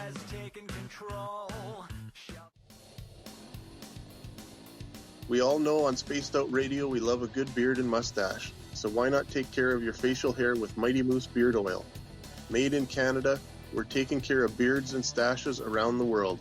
We use 100% natural ingredients with our oils and balms to make your whiskers feel silky smooth. Use promo code SOR2019 at mightymoosebeard.com today.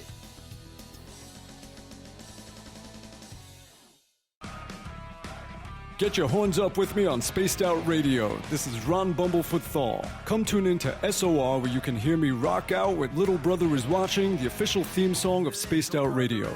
And then come on over to bumblefoot.com where you can find out about my tour schedule, my music, and everything else. Bumblefoot.com keeps you up to date on what I'm doing and the best way to stay in touch with my music and music camps. Sign up for my newsletter at bumblefoot.com and remember, Little Brother is Watching.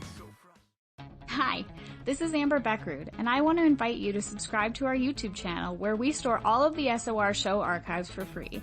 And as an added bonus, every 2 weeks I'm posting brand new content on Cryptid Tales, where I will get into some of the spookier legends and folklore from around the world and tell the stories that go with them. Find us at youtube.com/spacedoutradio and check out Cryptid Tales today. Drop a comment and let me know what you want to hear. See you there.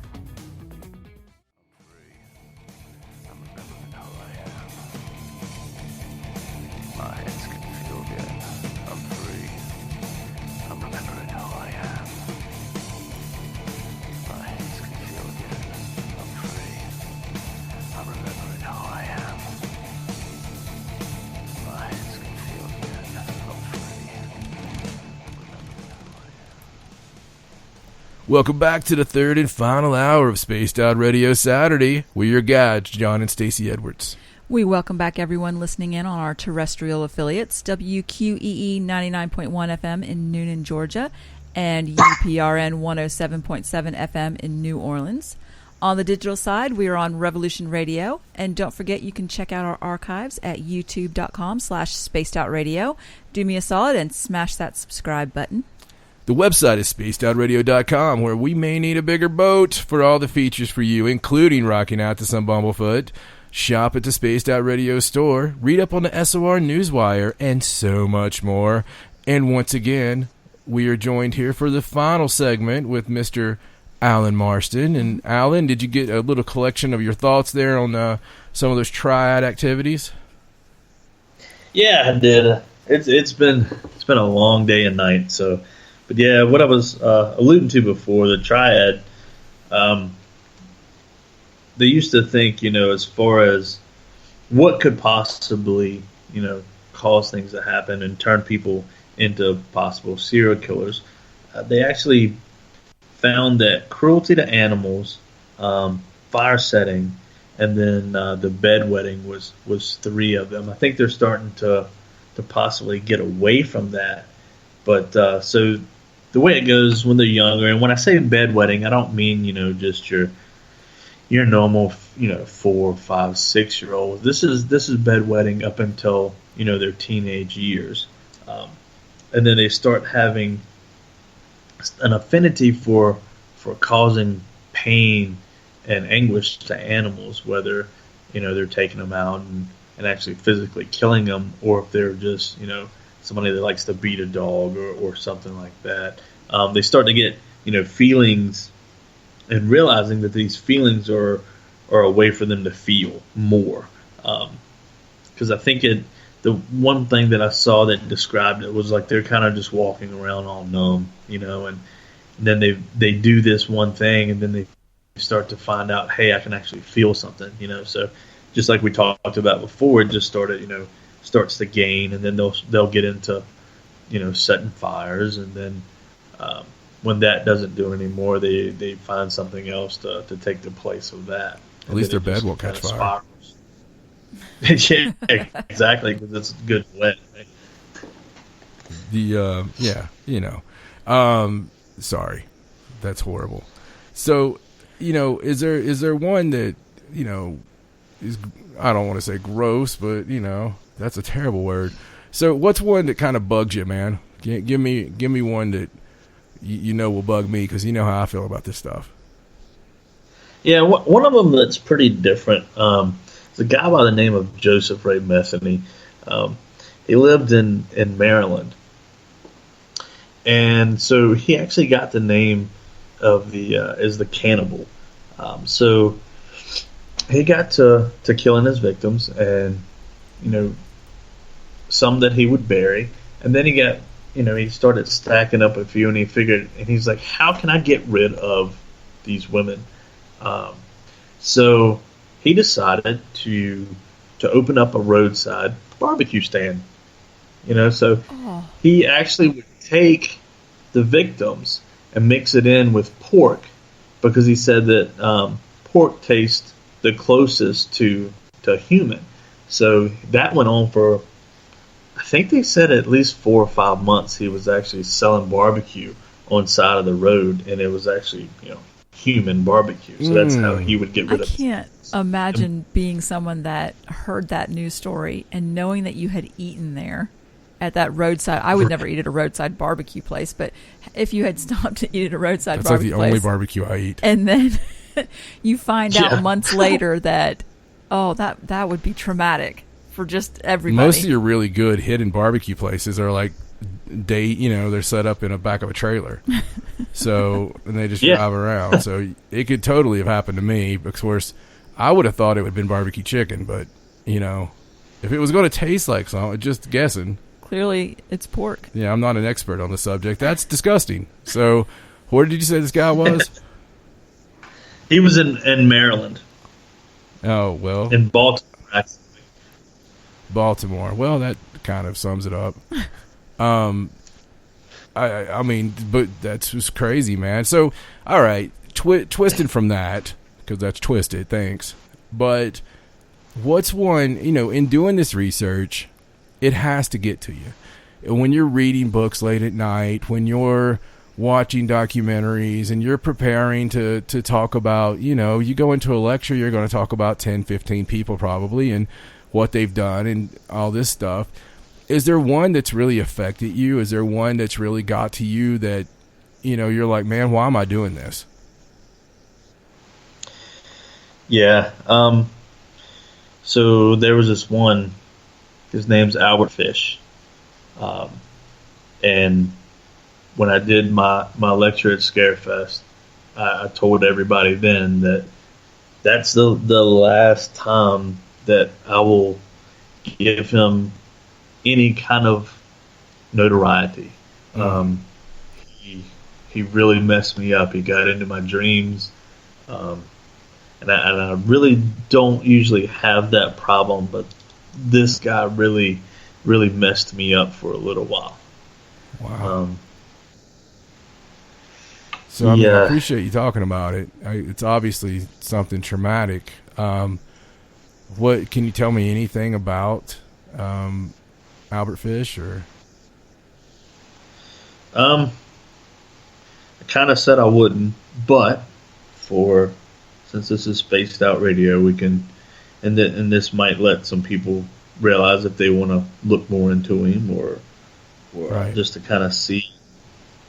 Well, I understand. Actually, I understand if you don't. I understand if you're not comfortable. But also, it might be good to talk about it a little bit. And I really greatly appreciate it. I'm sure listeners will appreciate it as well. But you've piqued my interest here. You wait an hour of talking about this to tell me that there is the one that invaded your dreams. So I have to ask.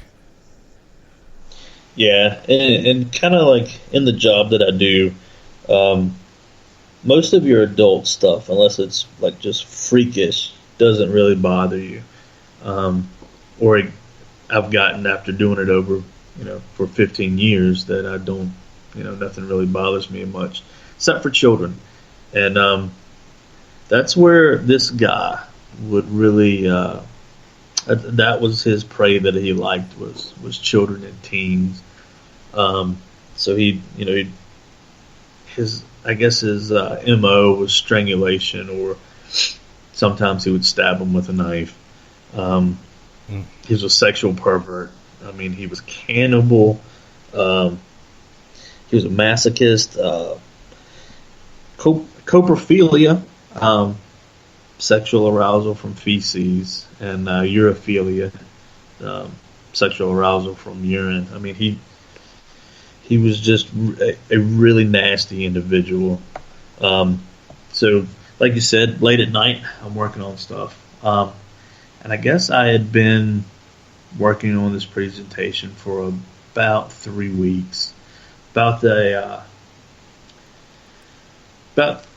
middle of the week on a Wednesday, it just hit me like a ton of bricks that night. I mean, I was sleeping, and the pictures of this guy, it was like I was back then, and I was talking to this guy, and he was telling me everything that he was doing and everything that he had done.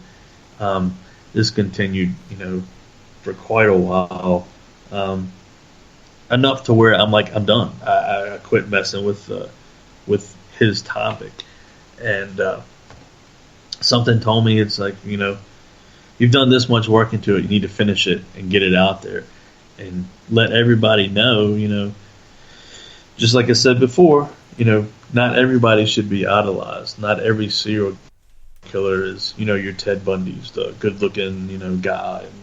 And, there's some really sick individuals out there, and this is the one that I ended my presentation with, and I think it was the one that really hit home to everybody how bad some of these people really could be. Right. Yeah, it's the fish name should have been the first clue. You don't know, but Stacy's maiden name is Fish. My maiden name's Fish. The, no relation, though. That we know Trust of. me, I know my line. She's got a really broken, crazy line there. There's a lot of mystery there. What time period was Fish? Let's see, Fish.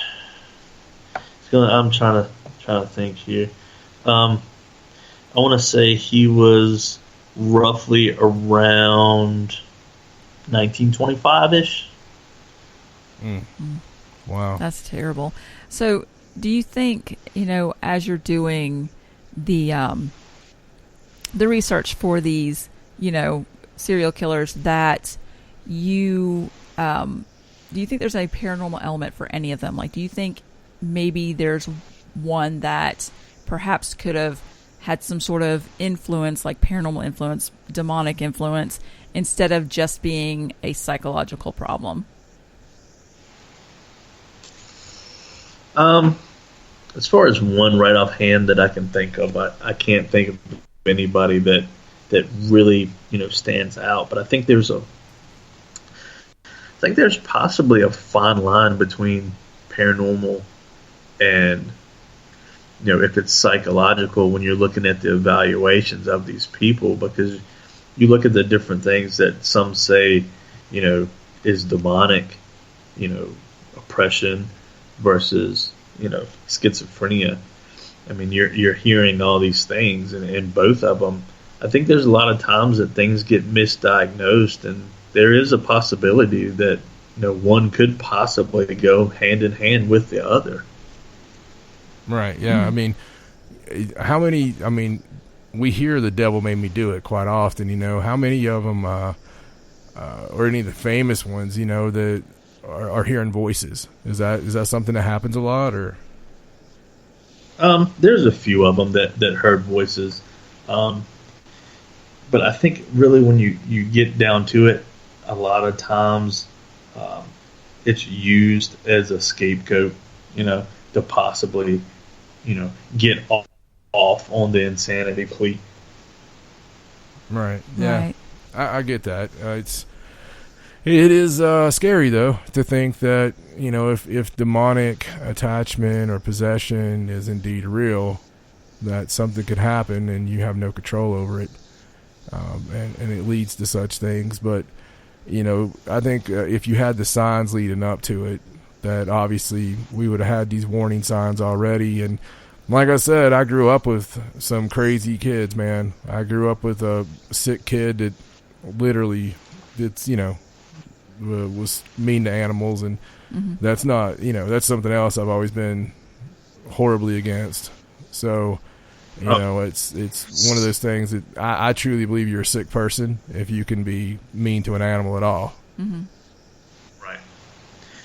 But like talking about the animal, and when we were talking about demonic, you asked if anybody had ever they could stick out. When you said the dog, popped out in my head is David Berkowitz, the son of Sam. He said that a demon dog made him do it. So. Yeah, I mean it's just so crazy to me how much it inspires people. It inspires people to make movies. It inspires people to write songs about them. That's the thing I guess I just don't get. I wrote many a song back in my day. Never thought about writing one about a serial killer. Wrote about killing my wife, but in a fantasy type way. But I love her very much. She's still here, so obviously it was just a song. It was just a song. But yeah, man. I mean, has this bled over or changed you any in your paranormal pursuits? I know, we kind of went around the whole gambit here of talking about this, but has talking about serial killers or doing the lectures on the serial killers, has that pulled you away any from the paranormal or changed your perception any? No, not really. You see a lot of people that, once they start looking at certain things such as serial killers, they want to go and, investigate the land where their house was, or go investigate their home and stuff like that. As for me, I just see them as an interest. I really don't want to give them more power than they deserve, which I, wholeheartedly believe that they deserve no power, so I don't like to give them the affirmation after death that, hey, somebody's looking out and trying to see what I was all about, because, most of them are doing it for notoriety. So my thing is I don't want to push more out there to hopefully not make them smile in the afterlife for what they did here. Well, let's switch gears a little bit. I know from knowing you, we've talked before, and I've told you a long time ago about, if you go out and you play baseball every day, at first you might be really bad at it. But if you keep doing it every day, you're going to get the technical side down, right? You're going to start learning how to throw and how to catch and, how to anticipate things. So in your paranormal journey, have you noticed any of your gifts per se that have developed just from doing the paranormal and being in it so much? I like to ask everybody who's been doing paranormal investigating for a long time, has this been something that has developed? Have you opened up your third eye, so to speak? Yeah, I'd like to think that. I know things have gotten really interesting since I've started to do this. At home, we would never have any problems, as far as visitors or like you say, travelers that come in and out. But we actually have them a lot now. So and that's even after cleansing and stuff like that of the house. All the time there's always something, walking around upstairs or shutting doors here around the house and seeing shadows everywhere. As far as possible gifts, I've got different things that, I think I have gotten better at. I can tell if something's there.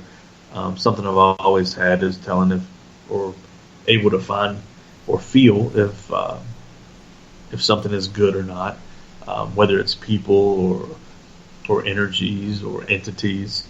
So I think that's grown a whole lot. There's things that I think are starting to develop more, as you and I have talked about, that I'm not really going to put too much out there yet, because it's not a ton of people that know about these things, but I think it's easier to communicate with now than it used to be. Right. It just seems like no matter where you're at or what you're doing now, you get stuff, Mm-hmm. No, I understand completely. With that though, I think that there's a little string that connects, and people in the communities will hate that when I talk about this, because people in the UFO community, ufology, they are like, no, it's just this, and people in the paranormal like to stay pretty paranormal, and Bigfoot's the same way. But I have noticed a lot of times when people start going down one rabbit hole, they sort of find the tunnel to another one pretty easily. So, do you have any great, as a last story, so to speak, do you have any UFO stories or any cool type things like that? I actually do. So, growing up in a staunch Southern Baptist family, I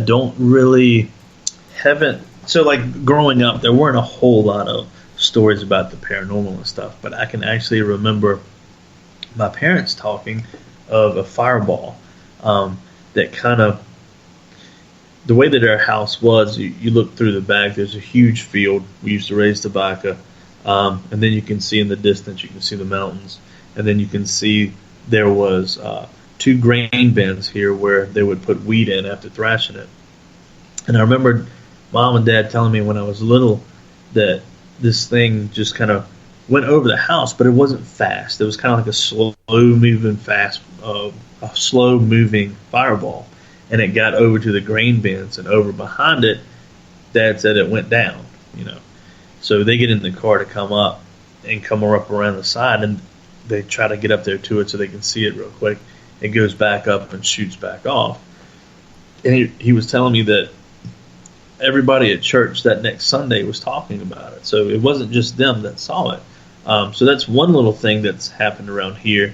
I know one night volunteered at the fire department before going to the city and getting hired professionally. So there was 2 or 3 of us sitting around one night, and it was roughly about 3:30 in the morning, and we start hearing this low hum, and everybody's like, "What the heck is that?" And nobody can quite figure out what it is. And then we start to look up, and it is this huge triangle.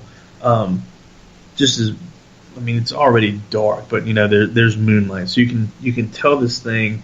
There's no lights at all on it. It's just this black, heavy triangle just sitting right over top of us. And then it starts to move off real slowly until now we still can't really figure out what the heck that was. But I guess it was like 2 weeks later, my buddy Chad's dad, who was a preacher, actually saw the same thing, but it was about 11, 12 at night. So we were just kind of wondering if possibly, because we are in flight paths from the base at Virginia Beach. So we're just kind of wondering if that was, could it be a UFO? And I guess it was, because we didn't know what it was. Or was it, some kind of, plane that they haven't really released yet for anybody to see yet. Yeah, but how long ago that's been? That would have been probably about 17 years ago. Yeah, so they probably would have released it by now. Yeah. You would think, yeah. Or at least once they got bigger and better. Right. Just very, very interesting, man. That's especially the triangle. So there was a hum to it, you said? Yeah, it was just like a low level hum. It wasn't really loud. It's just like a, just kind of almost like a tattoo machine, Yeah, well, that's really interesting because of the phenomena where people hear that low level hum. And, it's not really out there with the mysterious booms or anything, but the low level hum is a thing that happens. And, you have to wonder if that could be related, because most of the time, it's silent, right? Right. And so from what I can tell, yeah. Yeah. So that's really interesting, man. Well, I think we'll appreciate you sharing the UFO stories. So tell us. I know everything's probably canceled for you right now, but what do you got? Anything coming up or? I do have one that so far is still going on. It's in September at Brandy Station, Virginia. It's Fleetwood Paracon at the old Fleetwood Church. So this is actually a Paracon happening inside of an old church. And as far as that goes, I've got one that I'm waiting to hear on, but other than that, everything else has been canceled. Everything's in limbo. I understand that. Well, Alan Marston, you can look him up on Facebook. It's a good way to go find the paranormal side of Alan Marston there, and usually find him connected. But Alan, I appreciate you joining us, man. Yeah, thank you very much. It was great talking to you. Yeah, it was good being here. Hi there, this is the paranormal lawyer Michael W. Hall. I'd like to invite you to listen in each Sunday night where we're going to open up your eyes to everything strange and paranormal. I will be hosting some great guests with topics that affect us all, such as UFOs, ghosts, and everything paranormal. Let's learn together on Spaced Out Radio Sunday with myself, Michael W. Hall, the paranormal lawyer at spacedoutradio.com. Are you looking for great advertising value for your company? Look no further than Spaced Out Radio. We have a multitude of places to get your name out there, including commercial ads during the show, special promotions, and banners on our website. Our audience is proven to support the companies that support our show. We can make your budget work for you. So for more information, please contact us at sales@spacedoutradio.com. At spacedoutradio.com, we are keeping you up to date on all the news with the SOR Newswire. Captain Shirk leads the team that is bringing you the news of the day and exclusive stories on everything paranormal and supernatural. It's free to read, it's updated daily, and it's right there for you. The SOR Newswire is a one-stop shop for the news of the day. Check it out at spacedoutradio.com today. Are you addicted to the woo? Good. Me too. This is Dave Scott, and you can woo it up with me every Monday through Friday, starting at 9:06 Pacific, 12:06 a.m. Eastern, for 3 hours of great entertainment in the subjects you love. UFOs, ghosts, cryptids, intuition. Yes, we hit it all 5 days a week. Look for us at spacedoutradio.com, where together, my friends, we own the night. Hello, everyone. This is Ryan Stacy from the Experiencer Support Association, otherwise known as TESSA. We're glad to team up with Spaced Out Radio to help investigate your experiences on the SOR Sightlines Report. Together, we'll investigate the strange sightings and occurrences you've had. We're looking for answers just like you. So fill out a Sightlines report on the Spaced Out Radio website, and let's figure out what's going on together.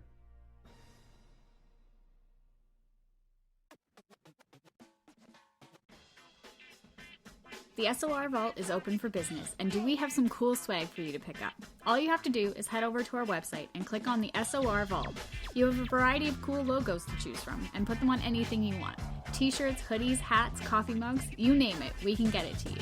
So do your shopping by supporting the store you love. Get your Spaced Out Radio swag at the SOR Vault today.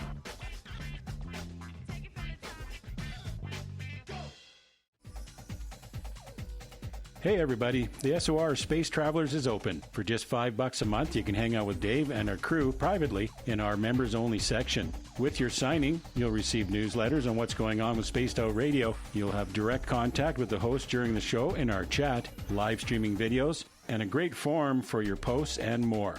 Become a space traveler now at spacedoutradio.com.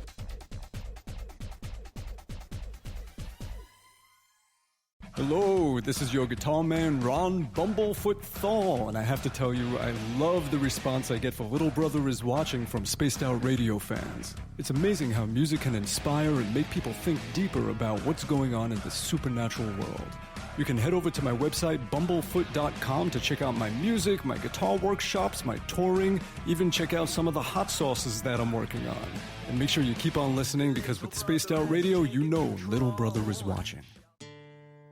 Hey, Spaced Out Radio fans! It's John Resig, founder of the Chive and Chive Charities.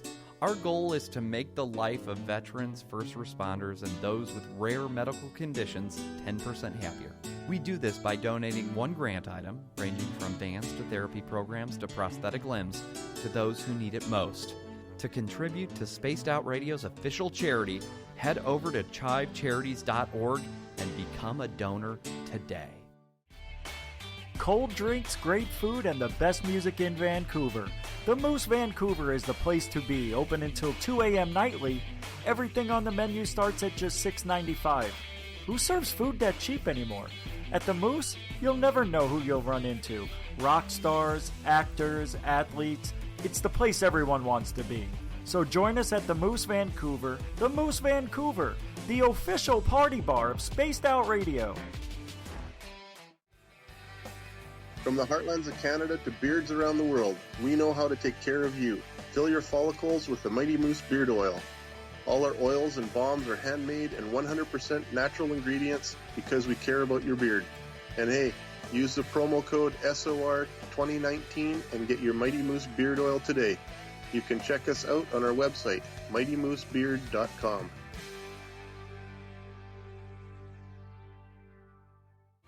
We're adding to the entertainment online for Spaced Out Radio.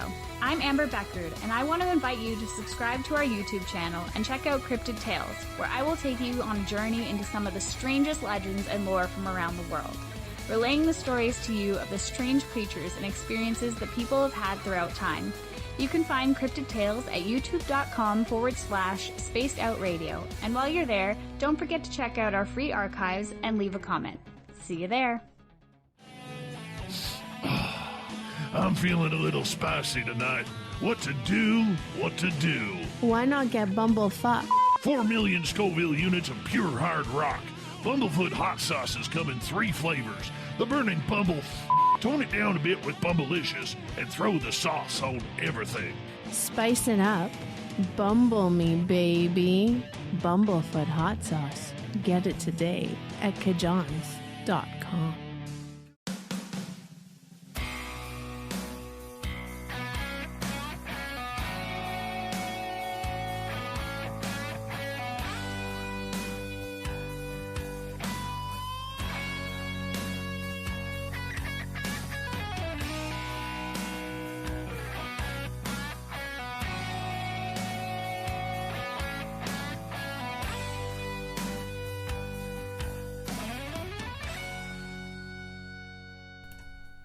It's now that time to loosen up your mind and enjoy the weird we find, because there's something strange about this week.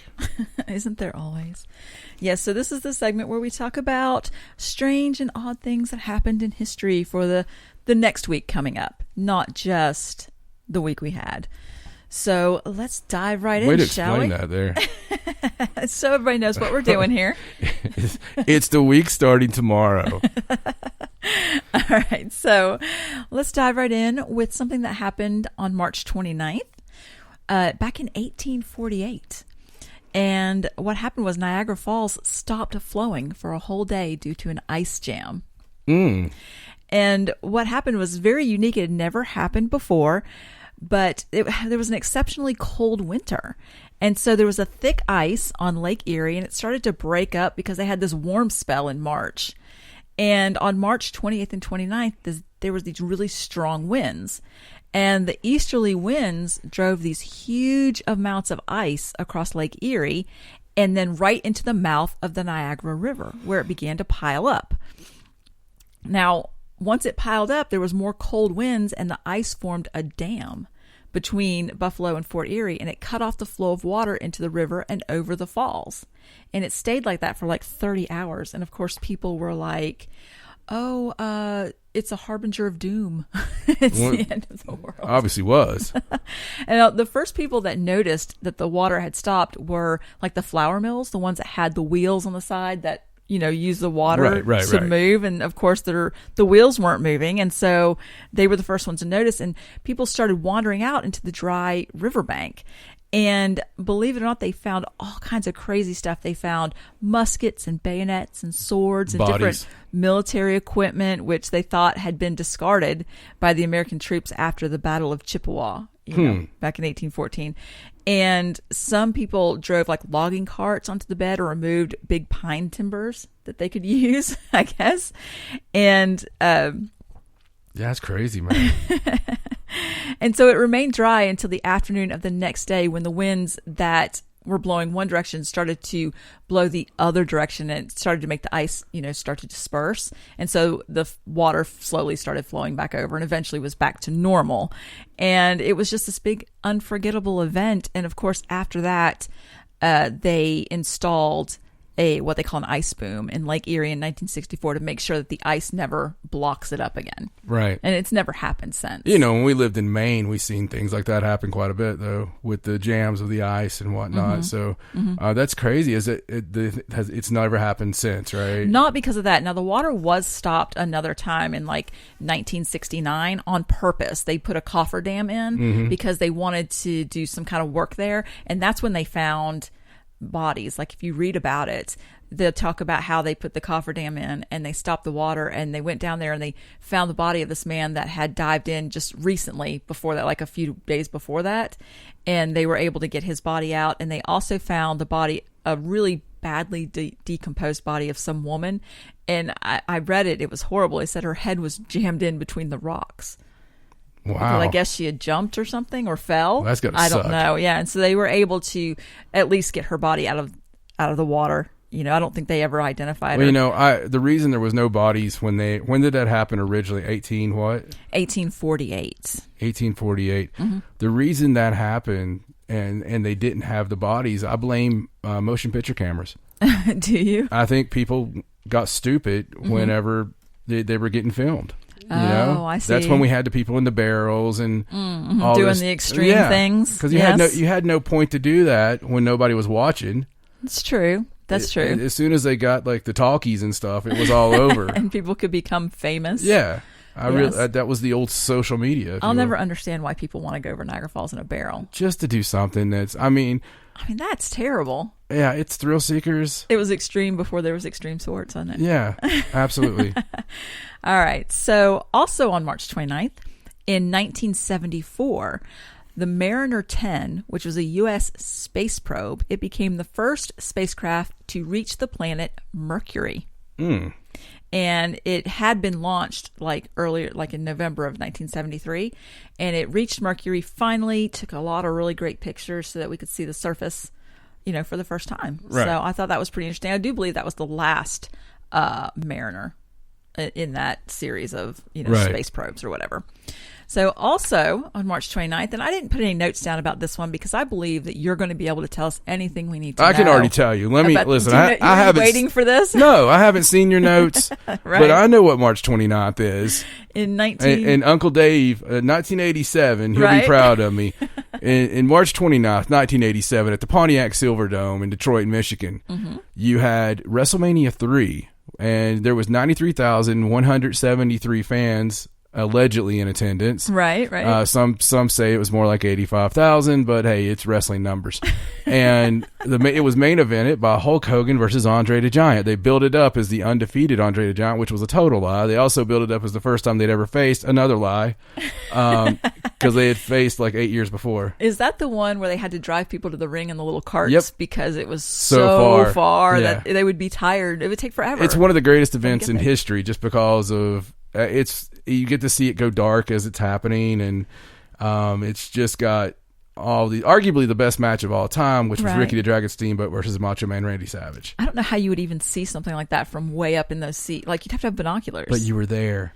I guess so. I had friends. Say you were there. I had friends that went that were in horrible sections, and the pictures were just off a 110 camera, and they were pictures literally of people.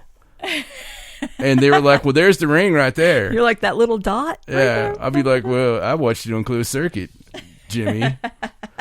It looked a lot better for me. I didn't take any pictures, but they would have looked better than that. Right. Yeah, of course I know what that is. It's WrestleMania season. I figured you would know what that was. Yeah, I know my dates and numbers on that.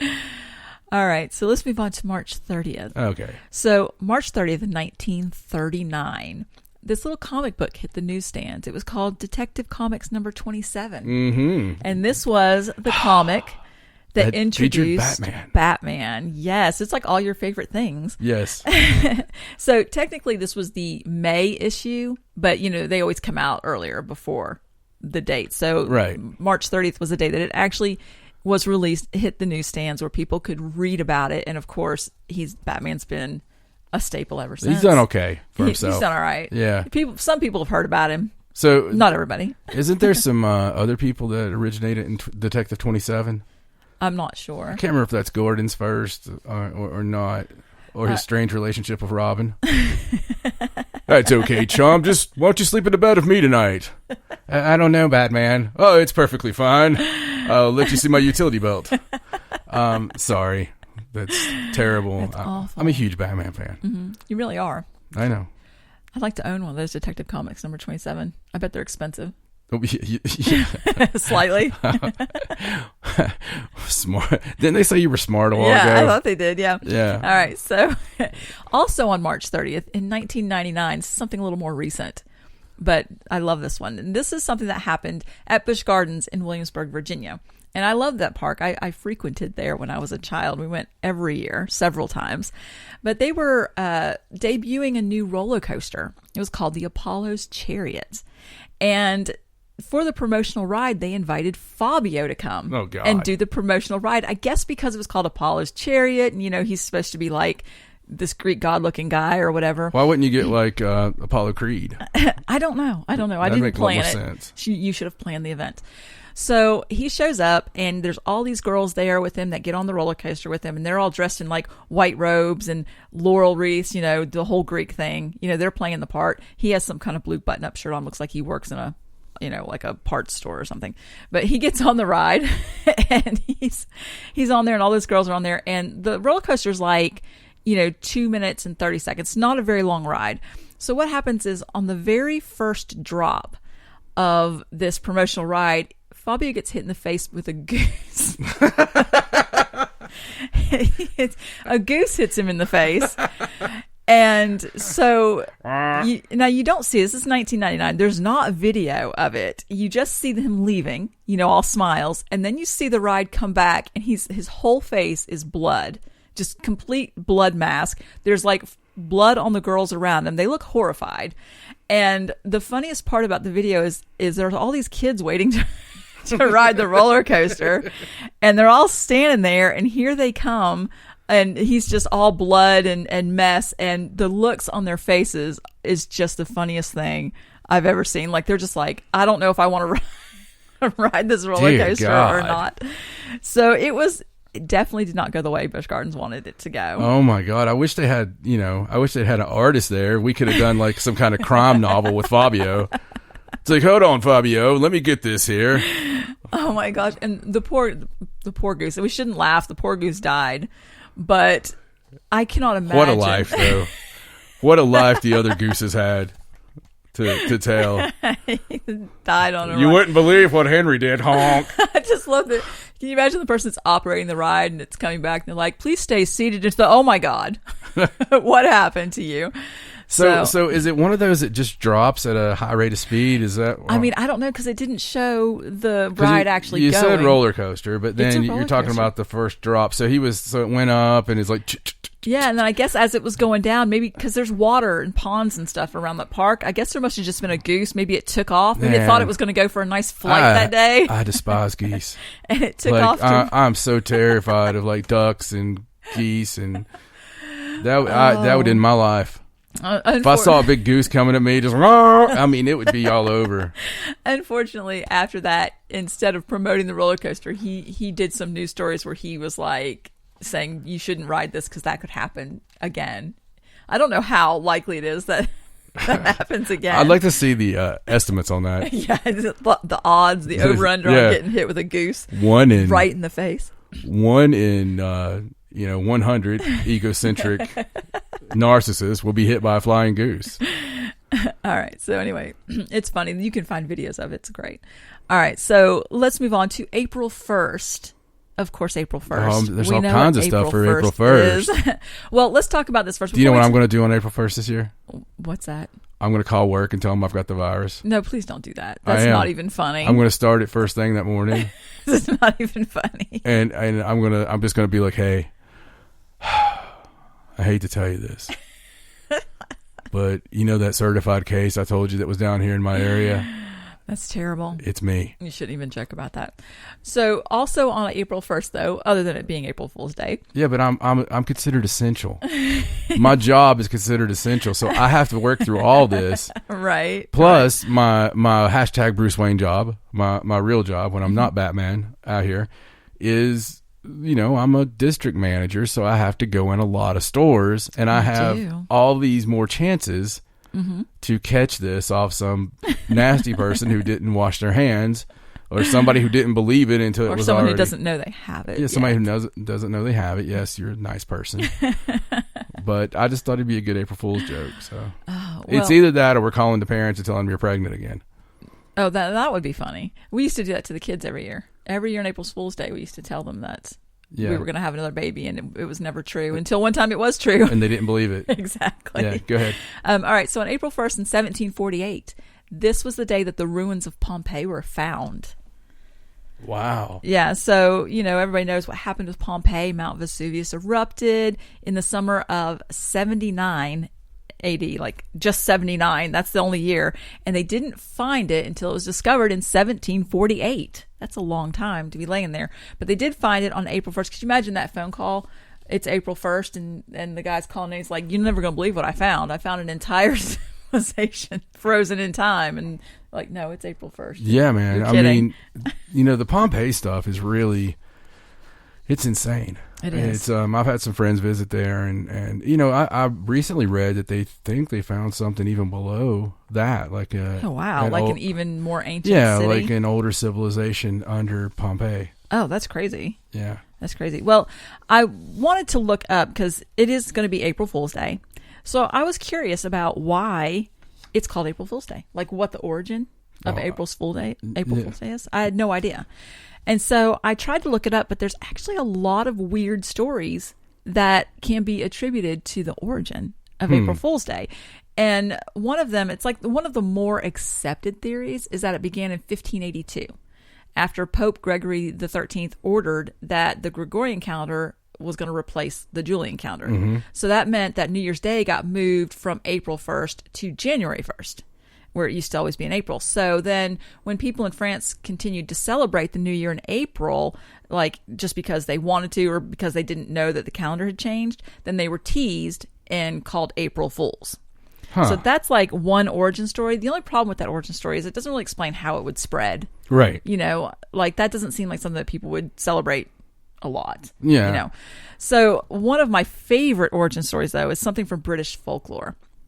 And it says that April Fool's Day is associated with this village in Nottinghamshire called Gotham, believe it or not.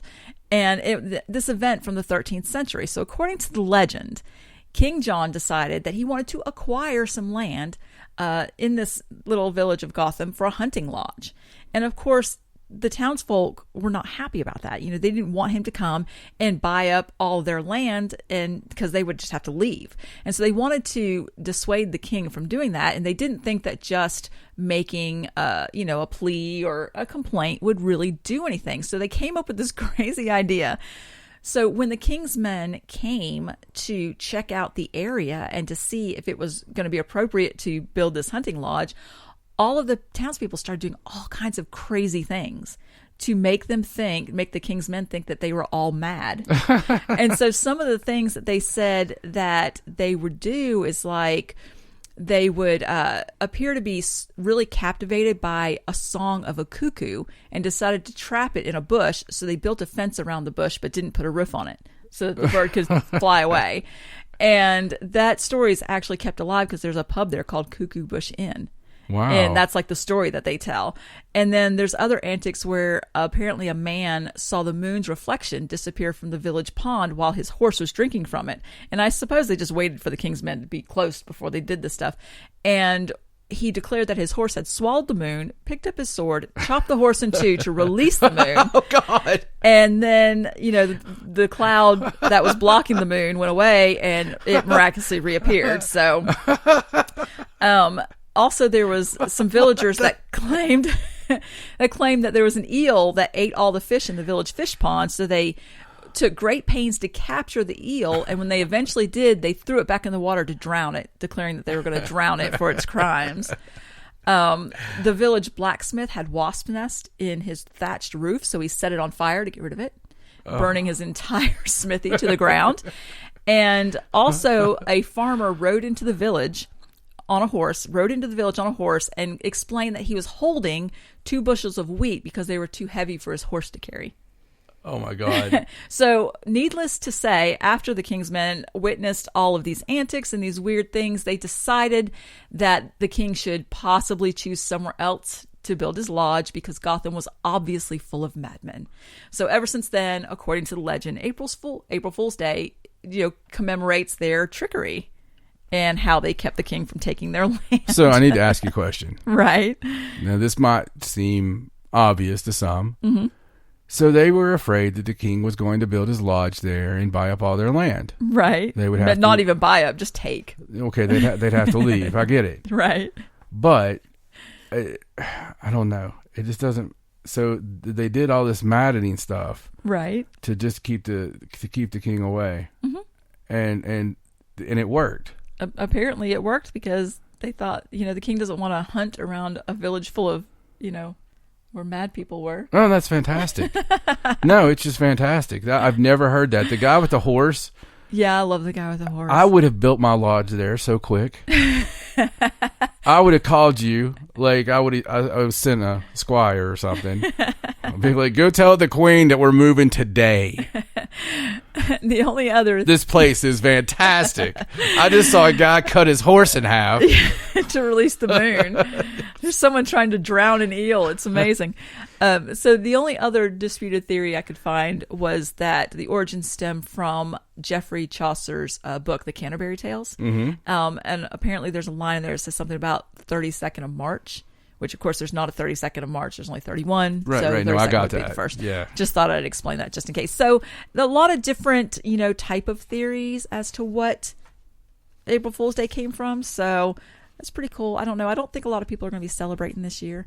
But let me just put one more out here before we have to wrap up. But April 4th, 1964. April 4th, 1964. Doing my best, man. The Beatles made music history by holding the top 5 places in the singles charts. They held my all God. top 5 with Can't Buy Me Love, Twist and Shout, She Loves You, I Want to Hold Your Hand, and Please Please Me. That is nuts. Yeah, I can't believe they held all top 5 places. That is pretty amazing. Well, I can believe it because they're the Beatles and they rock. They do. They are just amazing. So that is all of my something strange about this week. You ever be careful on April Fool's Day? Somebody might call and tell you they have the virus. Yeah, I mean... I don't know who'd do that kind of thing. No, it's not something you should be joking about. Exactly. Whatsoever. And, our hearts do go out to anybody affected by the virus, anybody who's affected with your employment, or even worse, somebody who's actually got the virus and are battling that right now. So we're all in this ship together, and I think everybody out there is affected in some way, some shape, some form. But hopefully we can serve as a distraction, and Dave can serve as a distraction every weeknight, and it's what we do, and we enjoy doing it. So I hope you've enjoyed it tonight. Yes, and thank you for joining us, and we will see you again next week. So we've got Mr. Ron Bumblefoot Thaw hypnotizing our senses with The Day After. Bumblefoot is the official music of Spaced Out Radio, rocking us in and out of every single show. Always tip your bartender and show some mad love for the guitar deity himself. A special thanks to everyone listening in, at home, in your cars, your big rigs, at work, the asylum, in our chat rooms, wherever you may be. Remember, this show is copyright by Spaced Out Radio and SOR Media Ventures Limited. Thanks for sharing your Saturday with us. Because together, my friends, we own the nights. Now let Bumblefoot drive us back to reality until we take this trip again. Good night. Good night.